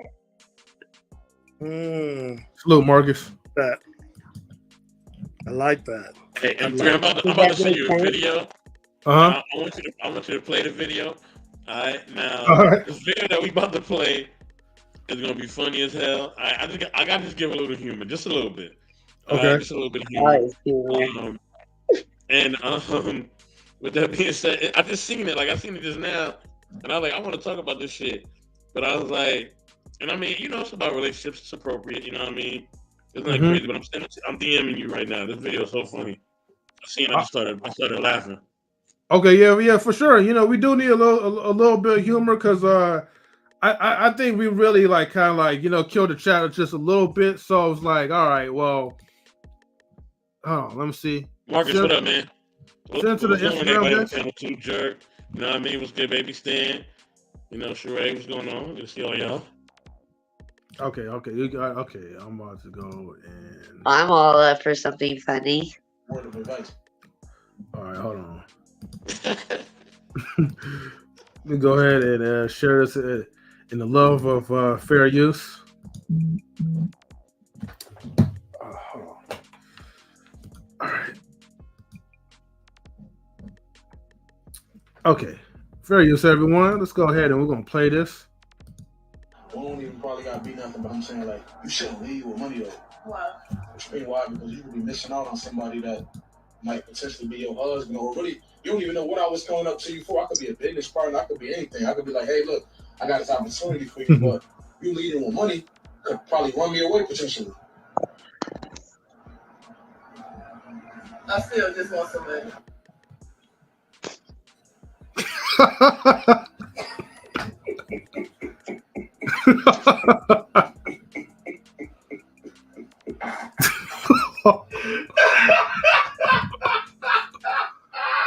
Oh shoot.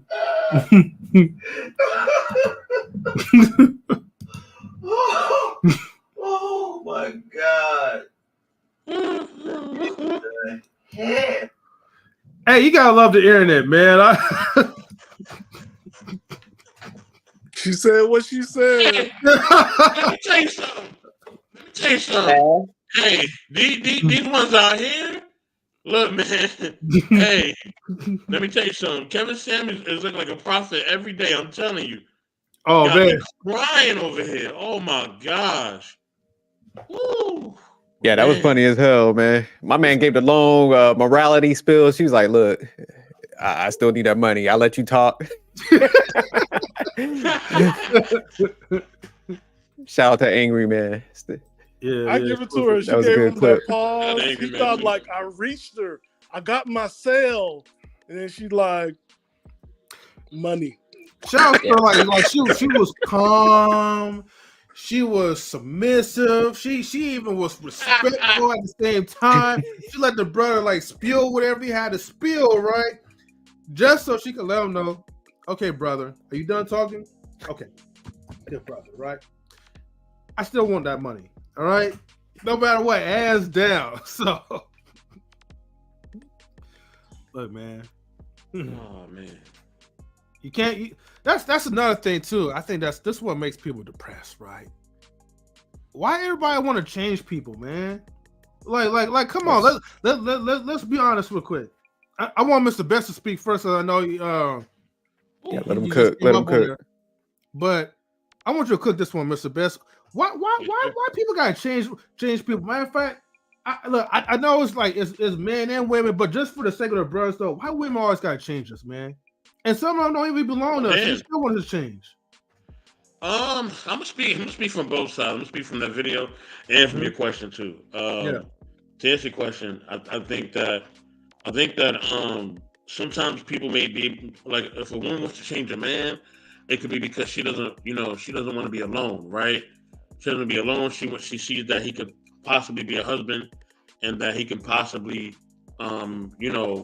be somebody that she can really invest her life with. She wants to have kids by him, things of that nature, right? It's a little deeper for women on that type of aspect. You know what I mean? That's the kind of thinking or how they would think. I'm not a woman, so I don't think like that, but that's kind of how their view will kind of more be like, and just in my estimation. But but I would say when a man is trying to change a woman, like in that video, I would say a lot of times, man, as men, just naturally we have a soft spot for women, man. We know women are our counterparts. We know that they're the softer side of humanity, or at least they sometimes we feel like they should be, or they are. You know what I mean? Their skin is softer. They have that womanly presence and the elegance, and they got that smell and all that. You know what I mean? They've got that woman feel. You feel me? You know what I'm talking about? You know what I mean? So we see that, and we see how good they look and things of that nature, and their beauty, and we kind of like, all right, and man, we don't have the, not saying men are like ugly creatures, but we don't have the appearance or the glow of a woman, right? And it's that attractiveness that women give off, right? And we Right. just don't have that type of thing, right? Even if she's a basic chick, like, she can still kind of have some type of glow to her, right? But not that much. But for a woman who's attractive, right? As men, we like, man, like, they got that feminine side and our masculine side, so we kind of, it's kind of that soft spot. But then we got to remember sometimes that even no matter how good they look or how feminine they may seem, you know what I mean? They're just like an outside dog. You let them be outside. They want to roam outside. They do not want to be in the house. Okay, they want to be amongst the ratchets and the hoodlums and the streets. You know what I mean? And you don't want to bring them home to your mother, like Rick James said. You want her to be outside. You know what I mean? Amongst the wolves and the and the degenerates and everything else, right? And let her be. You know what I mean? She will find her way. And guess what? She will find a home. You know what I mean? She'll find somebody home. You know what I mean? Now, will that home be stable? Probably not. But she'll find a home. You know what I'm saying? Just let her be. Let her go outside and roam the streets. You know what I mean? And it's the same thing for men too. There's some men and women try to control him. He just want to be outside. He's an outside dog. You know what I mean? You try to feed him and clothe him and all that. Ain't none of that gonna work. Let him go outside. All right? Let him be outside. I even got family members I try to tell them, just let him go outside. He doesn't mean no harm. When it's cold outside, of course he wants to be in the house. Right? He don't got no opportunities. He want to be in the house with you.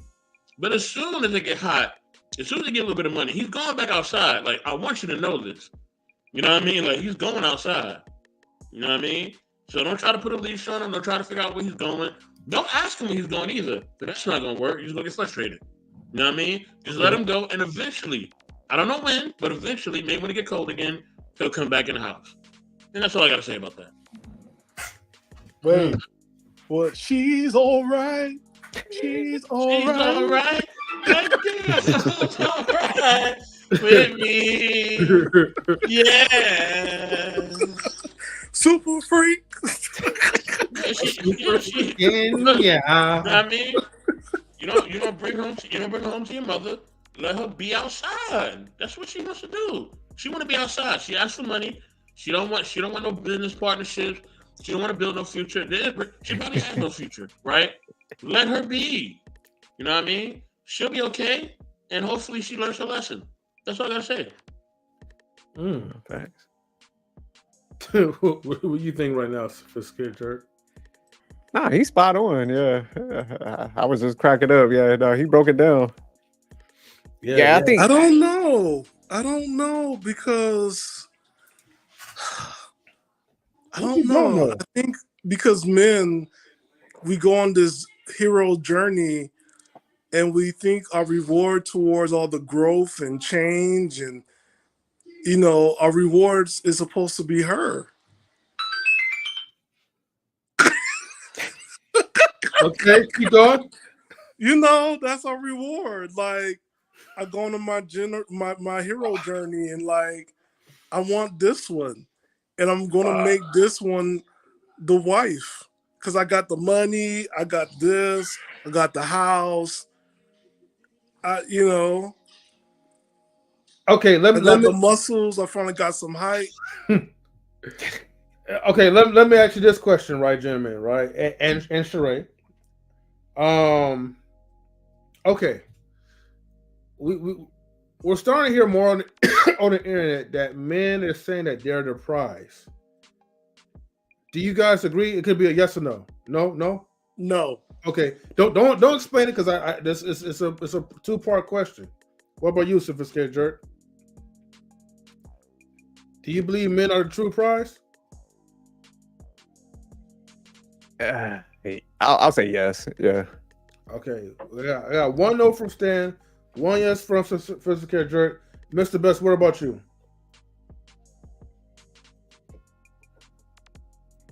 Oh, Mr. Best? He stepped out? Okay, and then Sheree, I think he'll be back. Do you believe men are the prize? Yes or no?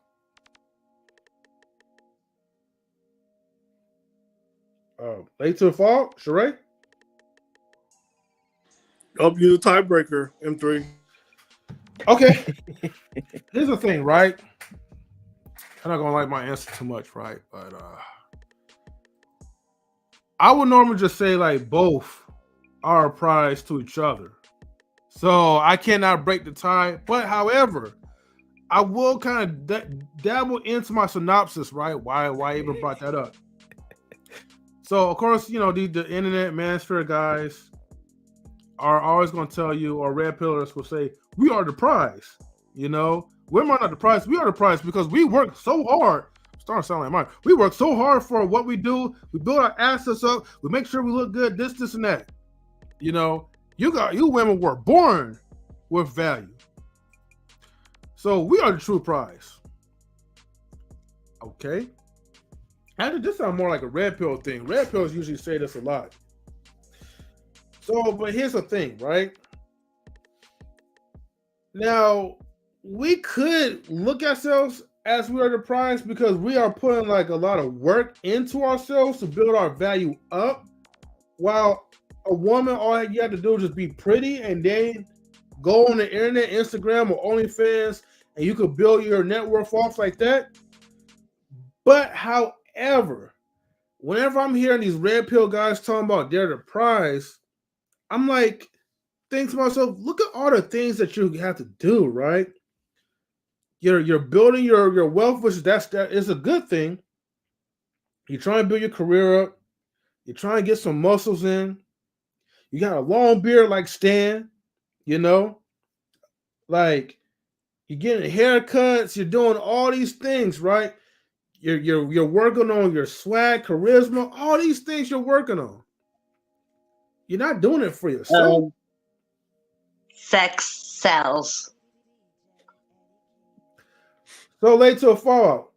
Who's the prize? Men or women? Sex sells. That's not. Whatever I can get the most money off of. So okay, yes I or mean, no? Are as a wait, TV hold on, station type of deal. hold on. You're jumping too fast. Are men the prize? Just say yes or no. Oh no. Not unless you're gonna do something like No, peacocking no. I just want. or like Wait. men. Hold on, late so far. I don't want to mute you, but again, I'm just looking for a yes or no. Oops, my bad. I Please don't want answer. nothing in between. Please Simple. ask your question again, and I will answer it. Okay. Are men the prize? Yes or no?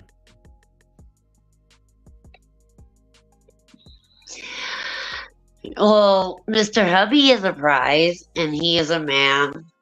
Are most men a prize? Nah. Not Okay. unless you're like Freddie Prince Jr. No, type shit. that's good. I'll take it as a no, right? You know. So That's the Scooby Doo guy, right? right. So the thing is, the reason why I brought this part up, right, is because like we're doing so much, but ultimately we're doing it because we're trying to build our value up. Well, the red pillars are trying to build our value up in hopes to find the best looking women that they can sleep with. And I feel like No, doing all that these should be things, rules. yeah, I feel like if you're doing all these things, you're working hard for women. Are you really the true prize, even if you have reached to your highest peak?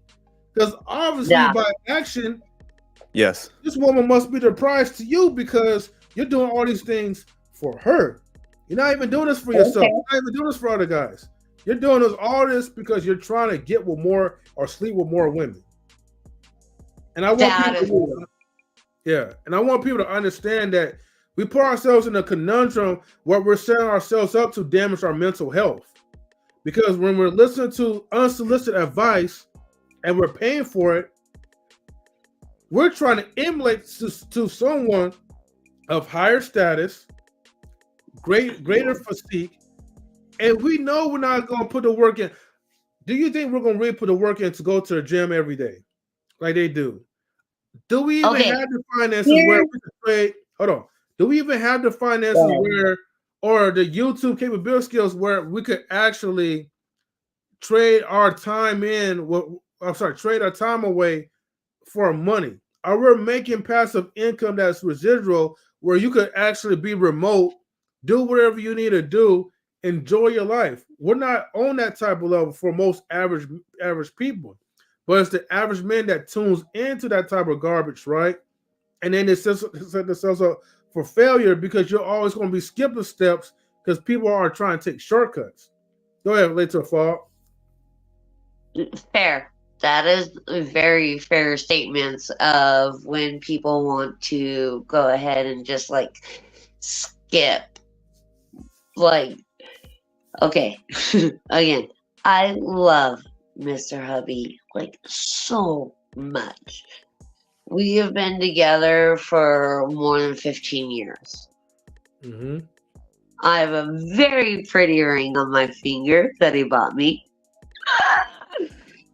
It still makes me happy thinking about it. But at the same point in time, again, like I had to cut off conversation with you earlier because Mr. Hubby was talking to me and his voice was a lot more important than whatever you guys were talking about. That's fair enough. That is a choice. But Mr. Hubby is also one of my best friends. Like, he can come and tell me, like, Sheree, you are being stupid on blah, blah, blah, blah, blah. And I'm like, oh shit, you're fucking totally correct.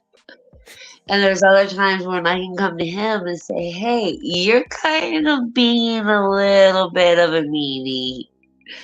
You need to, like, let it up. And he's like, oh shit, you're correct. Okay. But that is a choice that we've made together, is to listen to each other. you don't always have to take it in. You don't like right now. He was like, "Oh, sure, yeah, you can go back to your friends now." And I was like, "Okay, cool." Okay. It's nothing is okay. Hold on. My Sounds like biggest your other husband's thing surprised though. is doing dishes. No, just doing dishes. Mm-hmm. Doing dishes is important.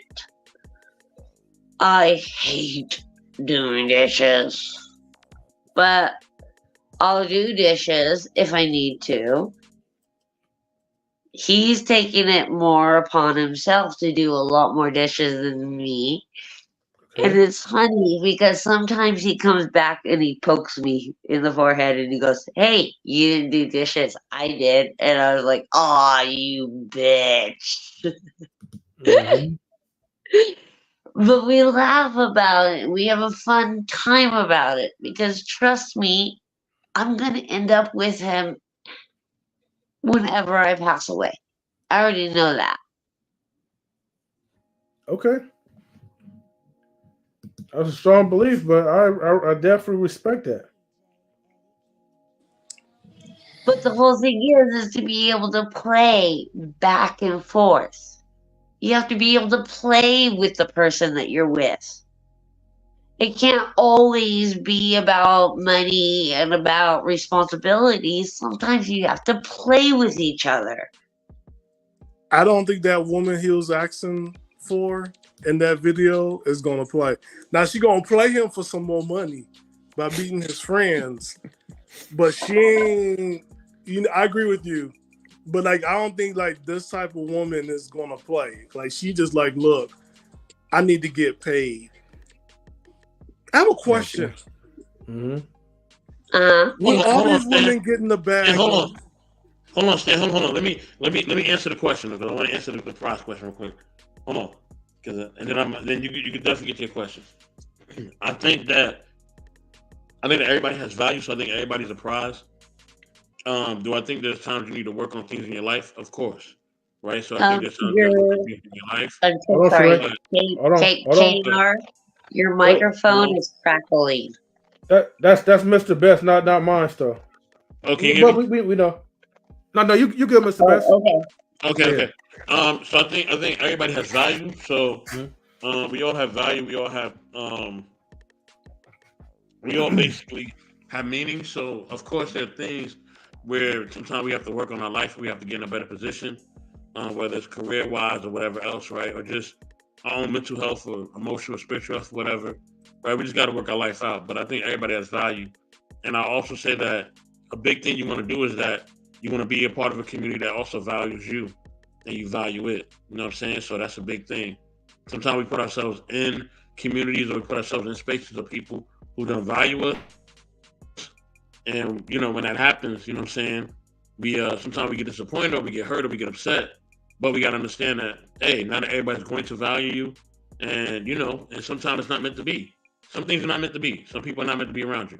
Or they're meant to be around you seasonally or whatever. Right? So, but if you're looking for like a long term person, you know what I mean, you have to put yourself in communities that you want to be a part of, and also find someone who has the same amount of interest. So if you're interested in certain things, you want to find somebody that's interested in the same things. If you're extrovert or you have a certain type of vibe, you want to be around somebody who also has that, right? Rather opposed to somebody that's introvert, because you don't want to annoy each other. You don't want to basically bump heads because they want to be in the house but you want to go out, or they're socially awkward but you're not. You know what I mean? Like, these are things that are determining factors. And I know we may not look at these things long term, Oh but they no, will my annoy dear. you if you're not really on the same page on certain things. Like, those things will become a factor. You know what I'm saying? So that's just my estimation. But go ahead, Stan. You can rock out, bro. Well, oh, the only thing I was going to ask the question is like, it's for the ladies. I mean, if everything is about money, what are you doing with all this money? oh my God, I wish I had Internet. money. Everything's about money, right? But what are you doing with the money? Okay, I can tell you what I do with our tax returns. Paid back my mommy and daddy. paid back his mommy and daddy, paid back other people that we borrowed, made sure that we paid back the Comcast bill, the Excel bill, the Atmos bill, and then he says I can go shop at a $5 store. No, but see, you're in a relationship. You're different. But the women in the No, video, we're not different. That's what you should do as a responsible person. Sorry, I'll but be yes, quiet. but see, you're in a relationship. But the women out here, and like the women in that video we saw earlier, where everything is money, money, money, money. My question is, everything is money. What are you doing with the money? How much money you accumulated? And can we also send the RS after you? Because That's weird. But like seriously, like when everything is like transactional, what are you doing with all this money? Yay, Like, moving on. What's up, Ruby? what's up, Ruby? Ruby doll, do you know what they're doing with all this money? In booty holes. No. I think we're a little, sometimes things are just a little too serious. I like that the word play was used. I think some of my favorite relationships is where we're playful with people and I can just be my goofy self. So I think that it would be, any kind of relationship, whether I'm, you're my homie, my smoking partner or whatever, we're going to have a good time because it's going to be lighthearted and we're going to enjoy each other's company. And I think sometimes we have to unlearn and unpack. We learn how to be a good wife. You learn how to be a good husband, all this shit. How about you just learn how to be in the moment and appreciate your persons? You know what I'm saying?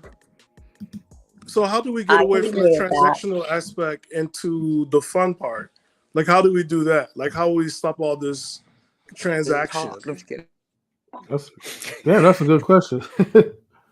Well, it's called less stress. Less The stress. less stress upon you, the more happier you can be. But how do you get to a level? How do you even get to a point where you identify the stress and then you alleviate it? To tell you the truth, I don't think you could get rid of Takes it. practice. I think with the economics and stuff now, just the way, we have to operate, I think there's always going to be like a little level of like that stress and stuff that's going to be in the back of your mind because, especially if you have a family, it's just like, man, you can't just shut it off because you got a responsibility.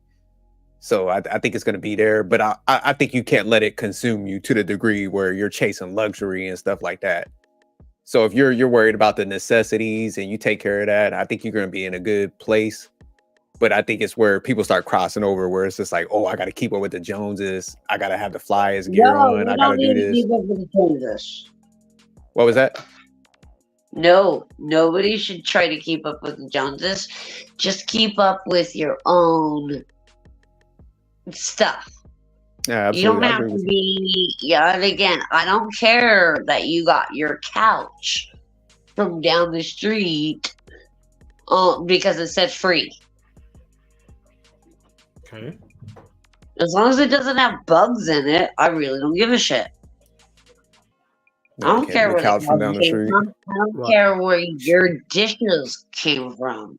Most of my dishes came from $99 plastic cups from Walmart. I mean, work with what you have. Yeah, I get that part, but I'm with Sophisticated Jerk, man. I don't do couches that's for free. It's for free for a reason. It's out there for a reason. It's probably been used and abused and post nutted on. So yeah. The things that go on couches. Yeah, I can't do it. No, and I totally understand that, but I was just using that as an example. No, I definitely understand though. But I did want to go back when you asked that prize question, because I think Mr. Best gave a good response. Even to you, M3, But the reason I said guys, because like you made a good point. Like the red pill dudes, they always be going on them long tangents. Like the guy's the prize. Now I think if it's like a real good man that's willing to sacrifice for his family, that would like lay down his life, I do think he's the prize just because of the sacrifice he's willing to do for his family. So I mean, I if you're don't know willing if to, that's true though. Like when you look at the balloon popping show, right? A lot of those guys, they get the balloon popped, and like they're never good enough. He's NBA tall. He has such a lot of money, and you know he wants to have a family. He wants to get married, but you know what? Those shoes are last season. but We're in man, this it's transactional state because, like, how do we get away from transaction, right? To like, you know, how do we get there? Because like, no matter what happens, it's still about transaction. It's still about the money. Like, how do we do that? Like I said, it's depending on the community and the people you surround yourself with. that's So facts. That's where I was about to go. yeah, if you go ahead, Jerk. My bad, bro. My No, bad. no. You cooking, man. Go ahead, because that's Yeah, I was gonna say like it's like okay, right? If okay, let's say Mr. Best is single right now. Let's say I'm single right now, right? Okay, if you ask me where I'm gonna go to find a wife again, right? I'm gonna try the church again, right? You know what I mean? And I'm also gonna try a woman who lives in the South or the East Coast because of her values, right? I can't date a woman in the West. Our values don't really line up like that, right? So, if she's not from the East Coast or from the South, we ain't really got nothing to talk about. You know what I mean? She got to be a real special person for me to consider her from somewhere else, right? And that's just because of my values and the core things that I like and things of that nature. But I would prefer to live out on the West Coast, which is kind of weird, right? But that's just kind of where I'm at with it. So, with that being said, like, and then also if you ask me what places I'm gonna go to, I'm gonna go to a library, right? I'm gonna go to an adult lounge. I ain't gonna be in a club. I'm gonna be in a nice lounge that has security, that has an age limit, right? Preferably the age limit is either 25 or over, or more preferably for me, 30 and over, right? Because I'm about to be 40, so I'm gonna look for somebody in that age range, right? And I don't want to date somebody younger than me. I want to date somebody potentially my age or older, right? Because I just know that's my preference. You know what I mean? So that's what I'm gonna go for.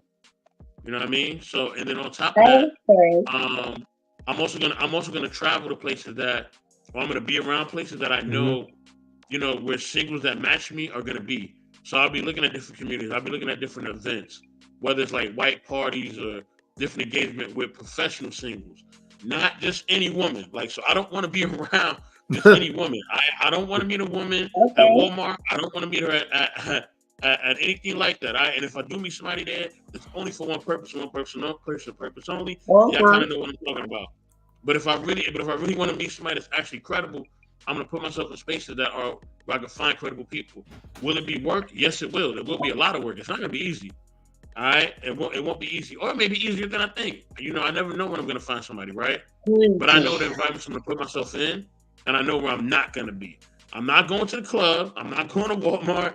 I'm not going to certain places and looking for a woman. All right, just because I know what's gonna be up in there. You know what I mean? So yeah. Okay. The growling section. Wait. 1 second. Wait, what? 1 second late to fall. Honestly, I actually believe Mr. Best right that because of experience, like I mean, like I said, God forbid if we ever have to ever go through a situation and then going back to church or whatever, or whatever type of mixer. What I'm thinking, I think that Stead, don't look at me like that. I think it will be like a lot more easier because it's like because of the experience. I think like we will be able to kind of like weed out all like the BS in most people. Now, like I said, I don't know about like certain church women, but you know what I'm saying. I think like when it comes to being in an environment where like singles do mingle, I think like guys probably like us like will have a more. I mean, who knows? I can't say it will be easier or hard or whatever, but I believe it will be a little bit more easier because you learn not to tolerate certain BS you could pick up easily on the red flags, but now you also have a standard of what you want, and you don't have to conform to someone else's standards to try to match their criteria. So I don't know. That's just me. For most guys, if you have previous experience with women, anyways, but I could be wrong. Everybody's different. To each his own. No, I agree with you. I do believe Mr. Best. But because even with me, I will go down on looks, man, to make sure that I'm treated with respect and treated right. And I think that's where guys, the biggest mistake is like, man, they don't want to they won't sacrifice looks. They'll rather be mistreated than be with a chick that they think is like, cute, whatever that they have on that pedestal. They'll straight get disrespected just and they won't go down in looks and stuff, where a girl that would treat them like a king and stuff. So I think that's the biggest issue too. So some guys, they're like, damn that, I'll rather be used, treated bad, and stay in this territory where like I think this female's all that, versus like go down and get somebody that actually likes you, like Mr. Best said, like get in the right areas where people treat you with respect. So yeah, I'll be willing to sacrifice the looks category for character. I'm gonna play devil's advocate. Okay. That's what I'm talking about, Ruby. Give us that pushback. We up here capping, ain't we, Ruby? No, you guys, I think it's more so, because the thing is I don't want to limit myself at the same time, even though I am putting parameters up. So let's say my focus is just making sure that I'm vibrating as high as possible, because I feel like the right people will just attract. It's utilizing the laws, the spiritual laws around us to get what we want. So it's not just Ruby manifesting and trying to place myself. It's just, what's that? It's just that. Wait, I thought you were going to play devil's advocate. And that I'm not just agreeing with what the gentlemen are saying. I'm looking at it from a different approach, a different perspective. And so, in so much, continue. Yeah, because it's not circumstance. It's not like environment based. It's more like inwardly based. So I could be, let's say I'm with my cousins. We're acting goony. You know what I'm saying? We're over here at the club. It's not usually my scene, but I'm vibrating so high that I might be like in the corner somewhere and someone else is in the corner somewhere and feeling the same thing. Like, you know what I mean? So you never know when you're going to attract that person. It's like if you're a Christian, let's say, for example, you think about the coming of the Lord, right? How do you know when the Lord's going to come? Are you going to recognize him? Is he going to recognize you? Are even the devil knows the Bible. So a lot of people preaching this stuff, but how do you live on the day to day?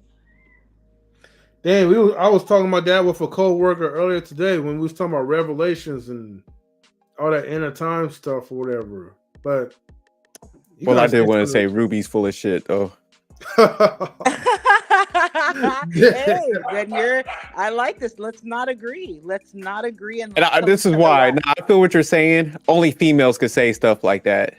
Where you can sit in a club and you can vibe with the energy. It's not even that's because an example.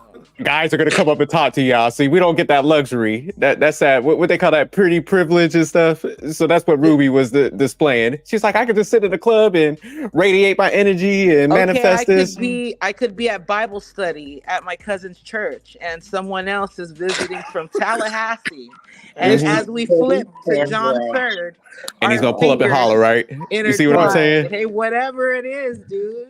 Hey, look, he's gonna be like, sister girl, my favorite Samoan. Let me go. Slide up in the DMs now. Give you a couple of scriptures. Give you a couple of communion drinks. Yeah, he's gonna pull up and holler. He's gonna be like, man, she look good. Let me see what she about. But Ruby, you could take Ruby. You could put her in any scenario. She could be at Chuck E. Cheese. She could be at church. She could have been in that club. They're gonna come and holler. About that energy when you vibe with somebody, and it's easy for me to say as well because I'm demisexual. It means that I have to literally have a connection before I even want to sleep with somebody. What's that called? As horny as I am, demisexual. It was another word that's like asexual, but it's like you kind of getting. Sapiosexual. Well, I used to claim being sapiosexual. That's why this journey's good. You know, you can learn more about yourself. I was saying I'm a sapiosexual, except I meet a lot of smart people that are assholes, and that turns me off. So it's like the connection is a specific one. It has nothing to do with looks, what people usually go by. Oh, It has nothing good to do with shit. status. You feel me? Honey, my dear, Yeah. my love, Yeah. let me tell you right now, you could probably talk me into doing things I am not always comfortable with, but goddamn, you can talk me into doing it. Is this an op? Hey, you know I know what? her. Welcome to the I know train, her, baby. my Welcome dear. to the love train.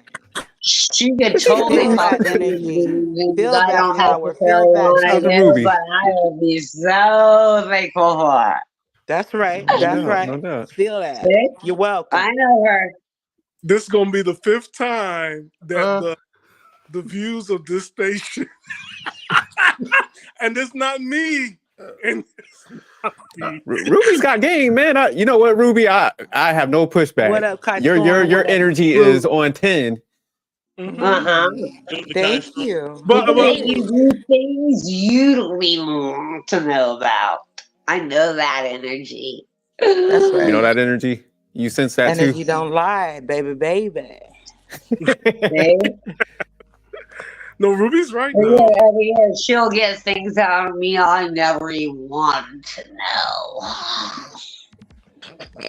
So, salute to Kai Storm. Thank you for tuning Salute to in. all the queens. Salute to Yeah, go ahead Kai and pull up that Storm. disclaimer. What's up? We getting panties wet over here. Knowledge of relationships after Right, hours. right. Panties wet over here. So, Flip that, dog. huh?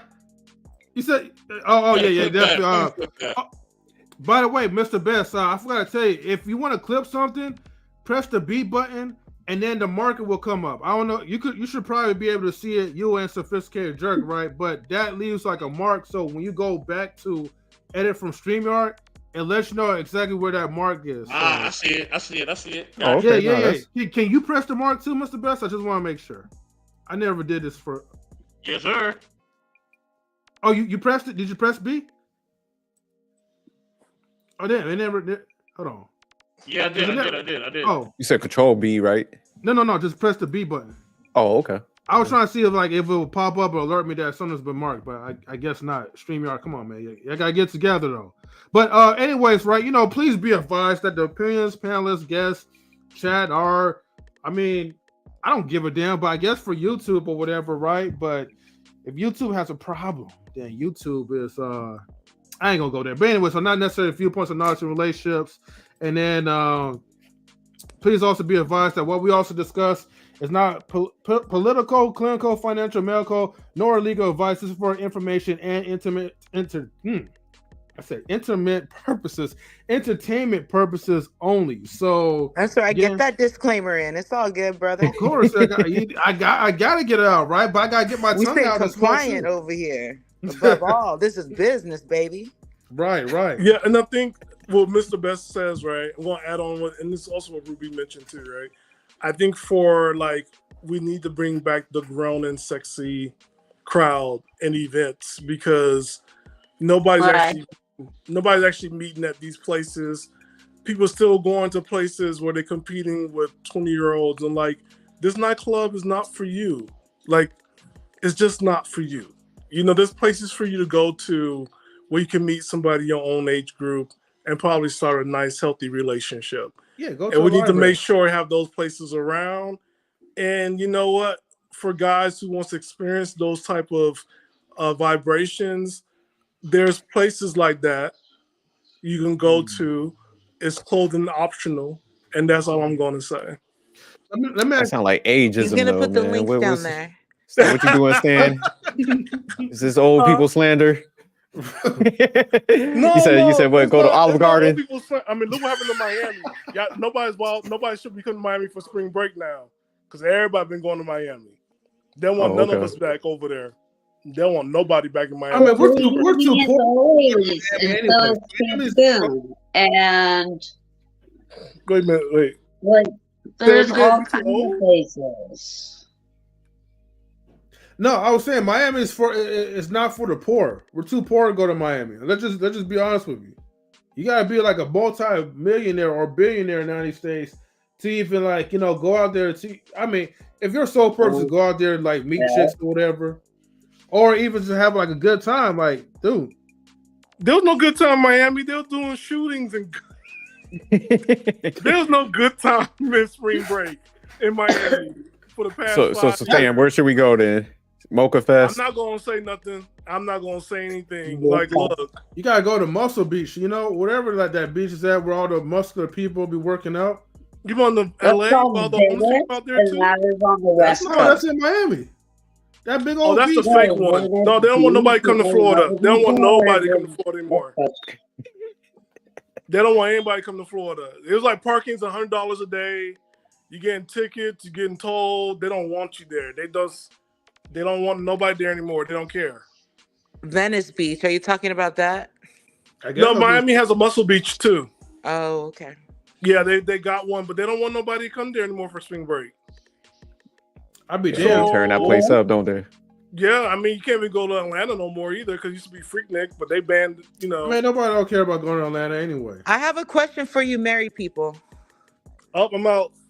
Hey, me and you are out, man. So, okay. So, what on the level of 1 to 5? How freaky have you and your spouse gotten to your satisfaction from your level to 1 to 5? 7. Okay. You said 1 to 5. I say 5. So your level of freak nasty. All the time. What you say? I said your level of like freak nasty. No, I'm talking about.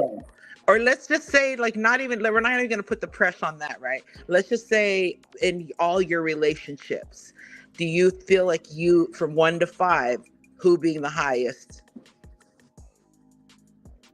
We're all gonna cap and probably say 5 or whatever. You know what I mean?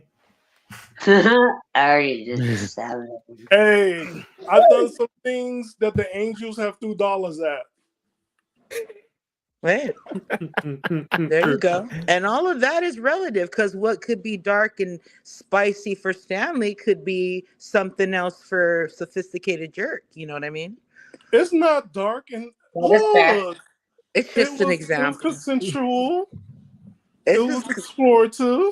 There you go. That's what I mean. It's just all relative. Is the point. I'm sensing some darkness from Stan. He's going back to that With a dark room. Colgate smile. With a Kool-Aid smile, he's gonna give it to you just like that, girls. Line up. All right, because you don't know how to do it on a swing set. Okay, let me ask you guys another question right now. This is at this point it's going to be random, right? But do you guys believe that like friends with benefits should come back again, as opposed to being friend zone buddies? Should we bring back friends with benefits? You don't care about friends? No. Why are we caring about friends? You did not give enough context as to why we should care about friends. I think this is a singles person one, right? Yeah, this is a question for you singles people, right? Okay. Friends with benefits have never gone anywhere. Friends with benefits never gone anywhere. It has not gone anywhere. Not gone anywhere. Uh-uh. I second that, like Smokey Robinson. Yeah, it hasn't gone anywhere. It didn't disappear. So I think we're in the place now where it's like it's more of, are you added on to, like, I think now we gone to pods. My dog is barking. I need to go. Bye-bye. All right, thank you for coming. Thank you for being here. Yes, Queen. I think we're all into pods now, so like people, and I'm not saying like a swingers, but like, I'm in this season, I'm dating this girl, then I'm off to the next girl because this is my summer girlfriend, and after that she disappears and I'm going on to somebody else. That's a sad, lonely life, to be honest with you. No, it's not. You don't No, have a it's not. It's just not what you would choose. Like, just like Yeah. I wouldn't choose that either per se, but I can respect it and I could see how it would work for some people. And it's just identifying what you guys want. That's the thing. I think I a see lot of life us like Doctor Who. I always have a companion. but that's the thing. It's like we just have to keep it real with ourselves.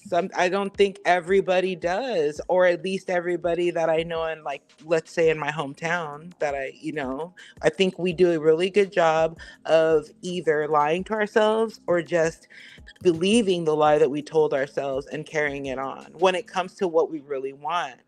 And I just say that because I used to do that all the time. And what happened was the shit came out anyway. Like my expression needed to come out anyway. And it did quantum leaps for my personal growth. Okay. Yeah. I dig it. It just happens. And it'll be honest, like nobody really wants to get married. I mean, I think everybody said they want to get married to just say it. If people really want to get married, they would have gotten married already. But then nobody really wants to get married, and that's the real show that we need to go ahead and have next week. Nobody really wants to get married. Everybody said they wants to get married. Just like when people tell you, like, Oh my gosh. kid, Well, nobody really wants that's to get a married. loaded. They're just Okay, saying I'm it. gonna play devil's advocate there too for both of you guys. Dude, unions are amazing. Disclaimer that M3 said earlier, right? Unions are amazing. However, where we traditionally know it in the Western culture, as well as the massive profits that are made from the wedding industry to cater to people's emotions, to cater to this societal expectation, to cater to, and blah blah blah blah blah. However, you meet a motherfucker that you want to build with, like for real, despite anything else, then more power to you. You know what I'm saying? But I think a lot of people do not want to get married that do. I'm not saying even like we say these nobody words, right? does. We say the words build, but nobody wants to build a friendship. Nobody wants to build a relationship. Nobody wants to build anything. It's kind of like, I'm not feeling it. See, it's and too that's much why I feel like. pressure. But see, that's why I feel like friends with benefits will actually come with something. Now, here's the thing. I know everybody's different or whatever, but I mean, you got to start somewhere. Like the courtship phase, the friendship phase, or whatever. Courtship?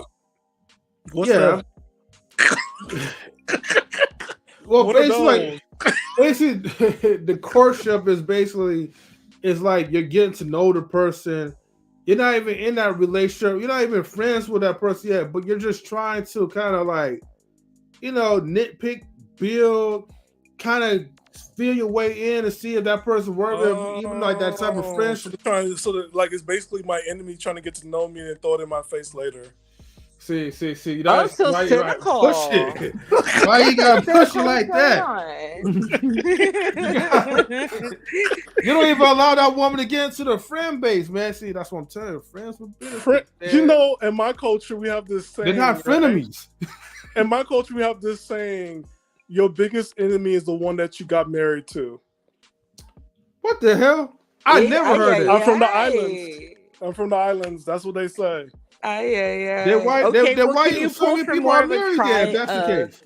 And that's why I look at them like, how was I here? Like, you guys look at each other, and how did my siblings get here? The way my parents look at each other, they just hate each other. I'm like, how did we get born? Were they a stork? Like, that just dropped us off? Like, your parents is married, right? But that's a thing with a lot of Caribbean people, like, or people from the islands. The way that like the spouses look at each other is like anger, like, and I'm like, whoa, like, did you guys actually fall in love? Like, what is all this stuff? I don't know, Y'all man. always angry and mad. I totally understand that sentiment, and it made me question at times too if my OGs really cared about each other, or if it was just an arrangement, just like they have plenty of arranged marriages, and there's nothing wrong with that, guys. Like, we're not the only civilization. A lot of people operate in which the bride is prepared very young. Like, it's not even. I don't even want to downplay, I guess, that whole notion or that whole sentiment, there's a beauty in that. There's a beauty in preserving yourself and doing those things if that's what you truly want. Now, if it's something that you're doing to appease maybe your family or maybe a religious even aspect to it, then I think that you should just question your motives, because it is a personal thing. And when one of you gets sick, or when one of you have terrible financial issues or have issues with the law, that's both of you. Like, you are totally inheriting everybody. You're absorbing each other's. And believe me, I've been married before in a sense. I say in a sense because I'm still looking for my marriage that I want. You know what I'm saying? I'm not against the idea at all, but it's a union. It's more of a building aspect. And as somebody that is polysexual, it might include various personas, but in a respectful building way. We ain't just here busting nuts on each other just because we have more shit to do. Okay. But Ruby, also, like, since both of us are from the islands, we're islanders, a lot of time for our people is like, look for that ship, jump on it. Oh my gosh, you know what? Can we talk about something? Can I tell you guys how many people in Jamaica have been asking me for money? And I'm like, oh my goodness. Oh, I shouldn't even say Jamaica, but in the islands. What the? Hey man, you gotta protect your WhatsApp app. I'm telling you. You know, I thought I was all fly and stuff. No, really, I'm gonna put myself out there because I want these ladies to understand this. If somebody's overseas, they don't want you, baby. They don't want you like that. They want your resources. They have an idea of you might be, hey, I'm flying, I'm independent, and I got it going on. Yeah, I probably have more money than his household. That doesn't mean it's his. And we fall for the okie doke sometimes because we're so trying to chase this like high. Baby, you don't need that. Come you don't want over nobody from and the chill. island. Don't need that. And they don't want you. I promise you. I'm sorry to be the bearer of bad news. Watch how Stella got her groove back. That is a fairy tale. That is a fairy tale, ladies. You go to these islands. I really thought this dude liked me, dude. I was as smart as I am. I thought he liked me because he was saying certain things when it's like, oh wait, hold on. Once they start asking for money, you got to cut ties, yo. Damn. The American dollar is now more than the UA. I need you to go ahead and I need a installment plan. An installment what really warming to my heart. The storm hit us again. And you know what? If you're listening out there, you scandalous hoes, you can install these nuts in your mouth. Damn. It's tough being an islander.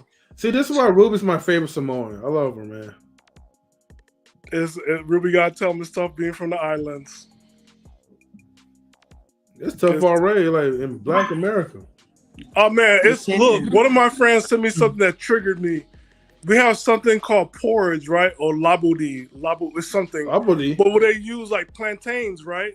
It's the skin of the plantains and they turn it into porridge. Is it good? I can't relive that stuff. I hated that stuff growing up.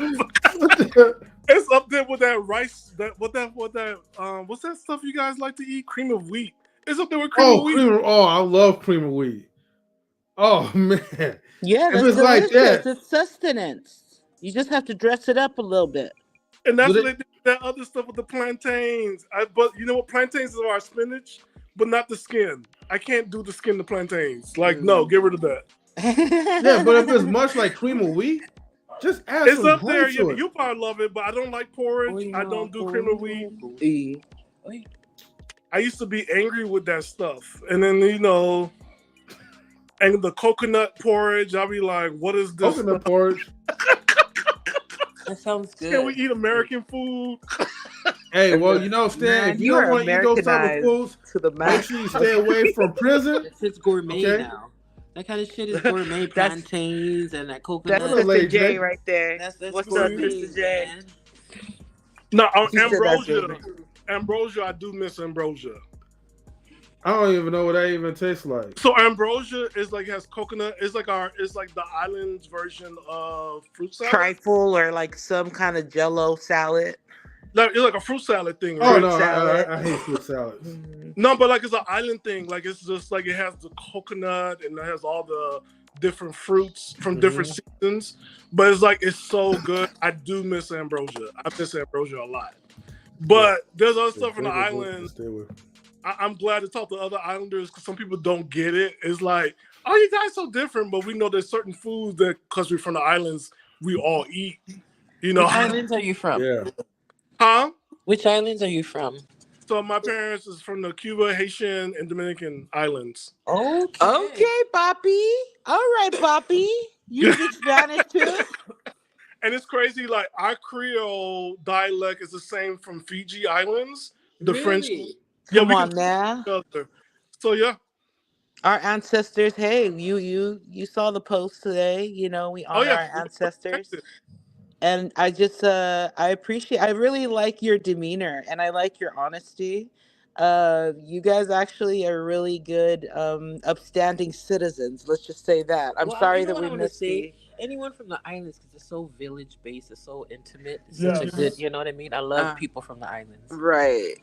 Or has because a village we understand mentality. the whole thing about sharing because it's not like you don't have it. Not everybody have it, and nobody gets it. If you're on an island, it's like you have to share because that boat is not going to get here. You know what I'm saying? People don't understand. Even Florida, right? Florida's the peninsula, but everybody like Florida's the forgotten South. 2 is nothing but island people there. 3, our mail don't come like it's in California or any other place. You know, you see like it comes the next day. I'm like, man, it actually takes 6 to 8 weeks.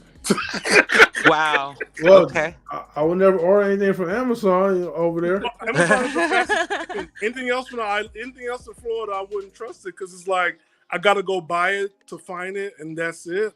Damn. And then we need machetes. Machetes are our first gifts. And I act crazy when I see a goat. I'm like, okay, that goat's going to my plate. That goat's right. It's primitive, you know. Don't ever lose that. Oh yeah, and also spam sandwiches. I remember those. I hate that I love spam, and I hate that I love McDonald's. So shit, sue me. No, the spam sandwiches was like stay away from Mickey D's though. I do stay away because I know what's up, but I love it. Let's just say. I can't even be in there because that the smell of McDonald's nowadays would just make me want to throw up. But see, McDonald's was a special day. Like it wasn't something you could have every day. It was just like for us, it's like once or twice a year. Oh wow! You know, when I was working in Hayward and I was poor or whatever, like McDonald's was like right across the street, and I used to just go there just for their breakfast meals, just pancakes, eggs, sausages. Oh, don't forget they had the bagels, the bagel sandwich that came back. And what we'll call it? It's like the mixed sausage something, the mixed sausage patties. You know, the grill cakes. Yeah. Those seasonal McRibs. Oh. No, I don't think I ever had them. Those are nasty, yeah, but I do like the sausage egg McMuffins. Man, we're not doing no advertising for these motherfuckers. Fuck them. No. But I will say this though, like I'll say like it's so crazy. Like I have to give love to the Simones and Tongans because when I moved from Florida to California, they were the ones that understood. Like, yo, you from the islands, you gotta like these are your culture, and it's like, oh, somebody they could look at me, they're like, yo, what's up? What's up with you? Where you from? And I should tell them, they're like, okay, like, what do you miss? And I should tell them, they're like, okay, you need to shop here. It was very helpful for me and my family because I can't shop at Safeway. That's not same. That's not our food. Yeah, like, same. That's for guests. That's right. For guests, you're absolutely right. You know about it. But that's for the missionaries. They come to your house. That's what the missionaries. That's right. For the white people that come through too. No, but I just wanted to say to you, Stan, is that I think it's more like, rather than just scarcity, because I've seen very poor communities be very hostile towards each other. I think it's more like we're aligned with our nature, and our nature is it teaches us that, there's room for everyone. We should, and because it's a universal principle, right? So I think there's something that to be said by people that live by the equator, and we could go on and on, but I don't want to, divert too much. I just wanted to compliment on that. And we should have more positive conversations about ourselves. Yeah, and this was a complete positive show, although like some guys shied away from the topic of trauma bonding. But guys, guess what? You still do it and it's okay, but the whole thing is for you to realize when you do it. And I have friends who are constantly rescuing their moms. I'm like, yo, like your mom right now is okay.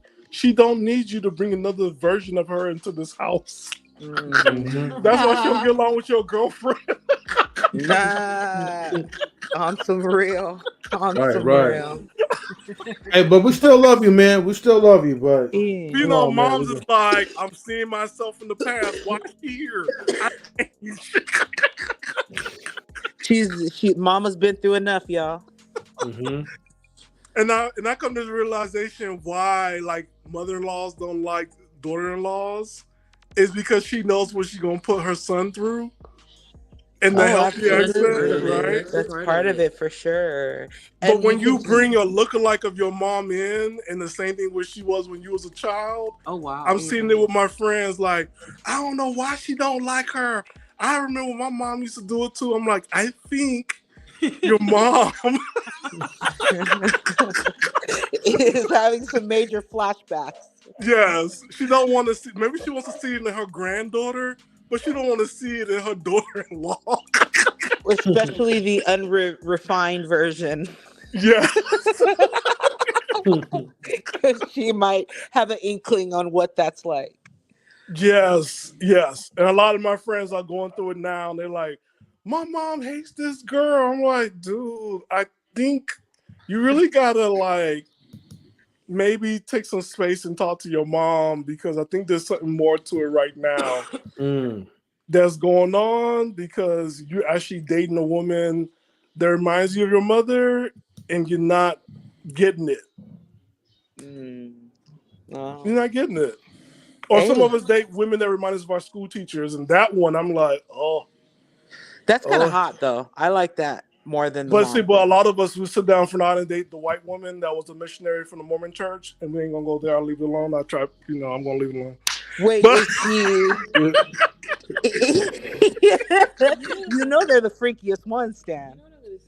Yeah, I know, but from the church, the white women from the church that came in, did all that missionary work. I have questions.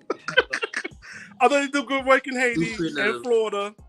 I mean, they did for Jehovah, right? In Oakland. But we have to ask some questions, though. The first time I met a first black Mormon in California, I'm like, yo, you don't have to do this to get a white girl. Like, you just have to come to San Francisco State. Oh, yeah. Just stand there. Just stand there and look up. You know what I mean? There's white girls everywhere around here. Oh, my God. Some people don't want to go through the toll, Stan. Like, if... So, Stan, is it fair to say that you're a Mormon? No. Okay. No. You just sadly, know the better. church was Pentecostal. My family's Catholic. We got kicked out. Well, not kicked out. They asked us not to come back because we were Americanized Haitian kids. So my mom, my brother, and my father went to Haitian church in the morning, and I went to African American church in the morning with my sister. Oh, dang. Okay. That's some cold shit, whatever church that is. You need to revise that. No, we already gone through it already. Like, because they didn't want us, because we were talking back in English. We understand Creole and Spanish. People don't understand, like, parents give you order. They don't give you conversational languages. They're like, go get the water, go get, you know what I'm saying? It's just right. Same with Mormons, they tell you what, but not how. Yes. Yeah. Yes. And then when they get older, they're like, why you don't speak the language? Yep. Exactly. And you just look at them like, Your fault. You didn't teach Right. me. Like blame the teacher. Right, right. One time I told my mom I'm not one of your little friends. That was it. Oh yeah, you don't want to ever say that. That's crazy. You were about to get beat for that one. So, I Stan, did. I'm surprised you lived another day to tell us that. Right. I did. She's like, then she apologized. She said, like, you right. I'm like, yo, you never talk to us. You give me orders, but you never, I don't know how to talk back in Creole or French or Spanish. Like, you guys tell us what to do in different languages and we just do it. You Wait, know, but I that's a thought good you, contact. That's a good conversation piece. You but know, I that's a thought you shared habla experience. español, Rod. You speak Spanish? Yeah, Oh, their friends talk it. They knew. This is Spanish. Yeah, your Oh, friends, okay. they look at you, they like, they know. They know. When I explained to my daughter, Español. like, how was it growing up? And I told her, like, you know, it's like, you know a child is, right? The dog, the child. Yeah, the furry one. Yes, right. Yeah. But you notice how all the dogs know it's a dog, but they don't play with it. Oh no, I I didn't didn't know notice that. that. Yeah, they don't play with a child. They look at it. They're like, okay, you're a dog, but we ain't gonna play with you. I told her like that's what it was like for me being black in America. They knew I was Oh, that black. makes They sense. didn't know what type of black I was. So So they just That's like, fair. okay, That's fair. we're not even gonna mess with this black person with a question mark. yeah, they're like, what kind of black are you? Oh, that's Dang, hilarious. you was a special kind of black. Yeah, they knew. They was like, okay.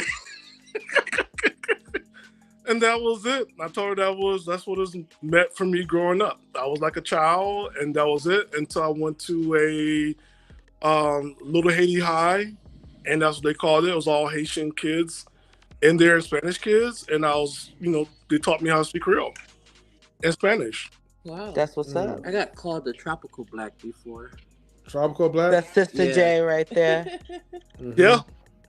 Yeah, Yeah. and that's why we have to celebrate our roots because our roots are black, regardless of what languages we want to speak. And I think that also culturally, as somebody who likes to rap as well, taking from hip hop culture, and so I just feel like when we take from something or influenced by something, you definitely have to give it its props. Yeah.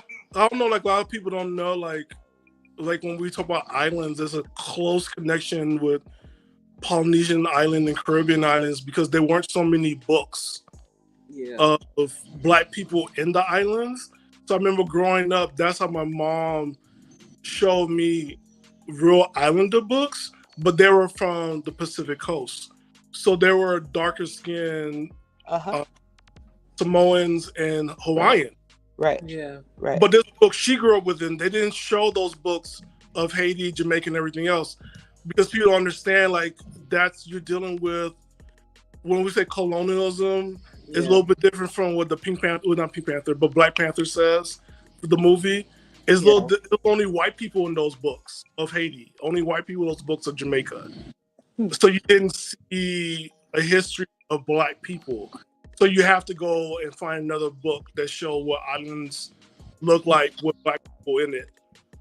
And so that's how, like, a lot of us grew up with Hawaii on our mind.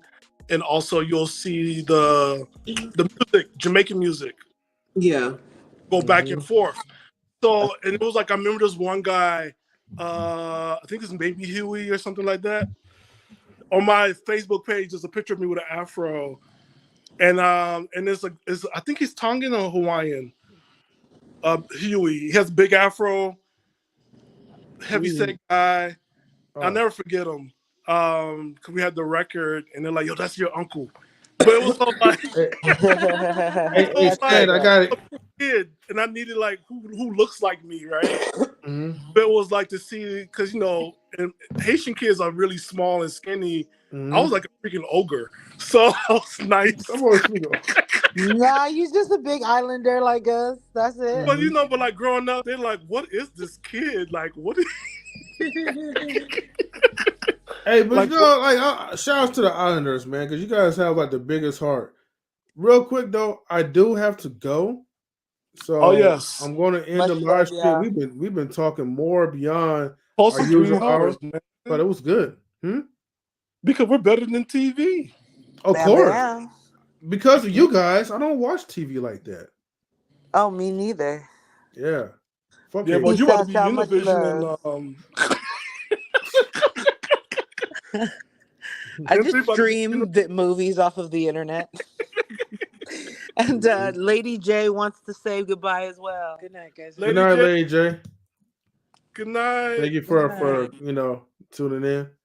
All right, guys. Before I pass and go to sleep, let me go ahead and just give my quick shout outs to all you lovely people that tune in. Shout outs to Sheree, the Lady to the Fall. Shout outs to Ruby, Lady J, Mr. Best, Sophisticated Jerk. Shout outs to all the people that came into the chat. The mods, Chris. like oh yeah, Grizz came up. Shout outs to Grizz as well too. My bad. Shout outs to Brave. Shout outs to Big Riggs. Big Rigs, Marcus, what's the name? Evolution. Shout out to everybody that tuned in to Stole get our their piece in. She stole our thunder. Oh yeah. My fellow Canadian. Shout out to my fellow Canadian. She stole my thunder, man. You know, just like my favorite Simone, she's my favorite Canadian in the world. So shout outs to She Stole My Thunder. Thank you everybody for tuning into Knowledge Relationships. Peoples. The Afro Latinos. The Latinos. You really want to go there with this shit? You know, I told myself I was not gonna curse. Especially in this live stream. You really okay. Okay, Stan. You know.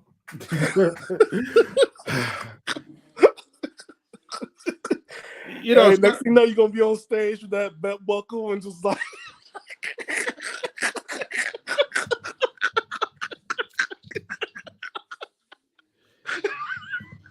here we go. So please be advised that the opinions of our panelists, Stan, the guests, Stan, the chat, Stan, are not necessarily the viewpoints of Knowledge and Relationships. I don't know what this man is talking about, but you know, first of the year. I did good, though. I did good.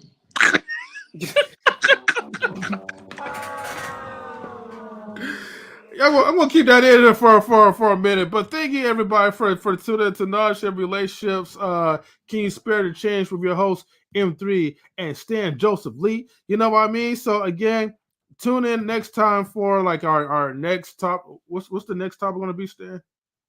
Next topic. You mentioned something about marriage, but it was something else. I said no. Too. Everybody said they want to get married, but nobody really want to. That might something that we'll talk about, but there was something else you said. It was something before, right? It was like probably like either yesterday or the day before yesterday. You said something. It was something about I don't remember. But no, what you remember so far? What was it?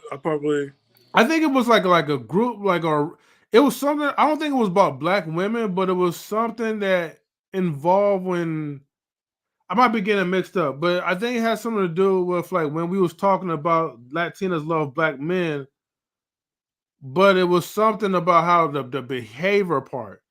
I might be getting it wrong though. That might be just me adding stuff or whatever, because you know I'd be talking different. Yeah, I think what we're more about like it's more of the behavior of it is more of like black men are more they're just looking for love. Right. And so because they're not getting love from everywhere else, to receive love is something like it's a big deal. It was like why receiving love from outside sources? I think that's what we was going to talk about. But where else can you get it? Because your inside sources tell you that you ain't worth nothing and treat you like you nothing. But then somebody comes around and treats you like a human being.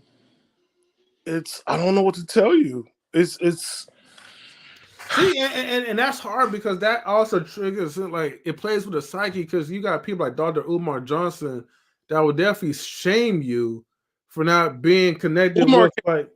He ain't still built that school in 20 years. He's married to 2 black women, not legally. Got a lot of kids, and he met up with Sukiyana, so he has a thing for hood chicks.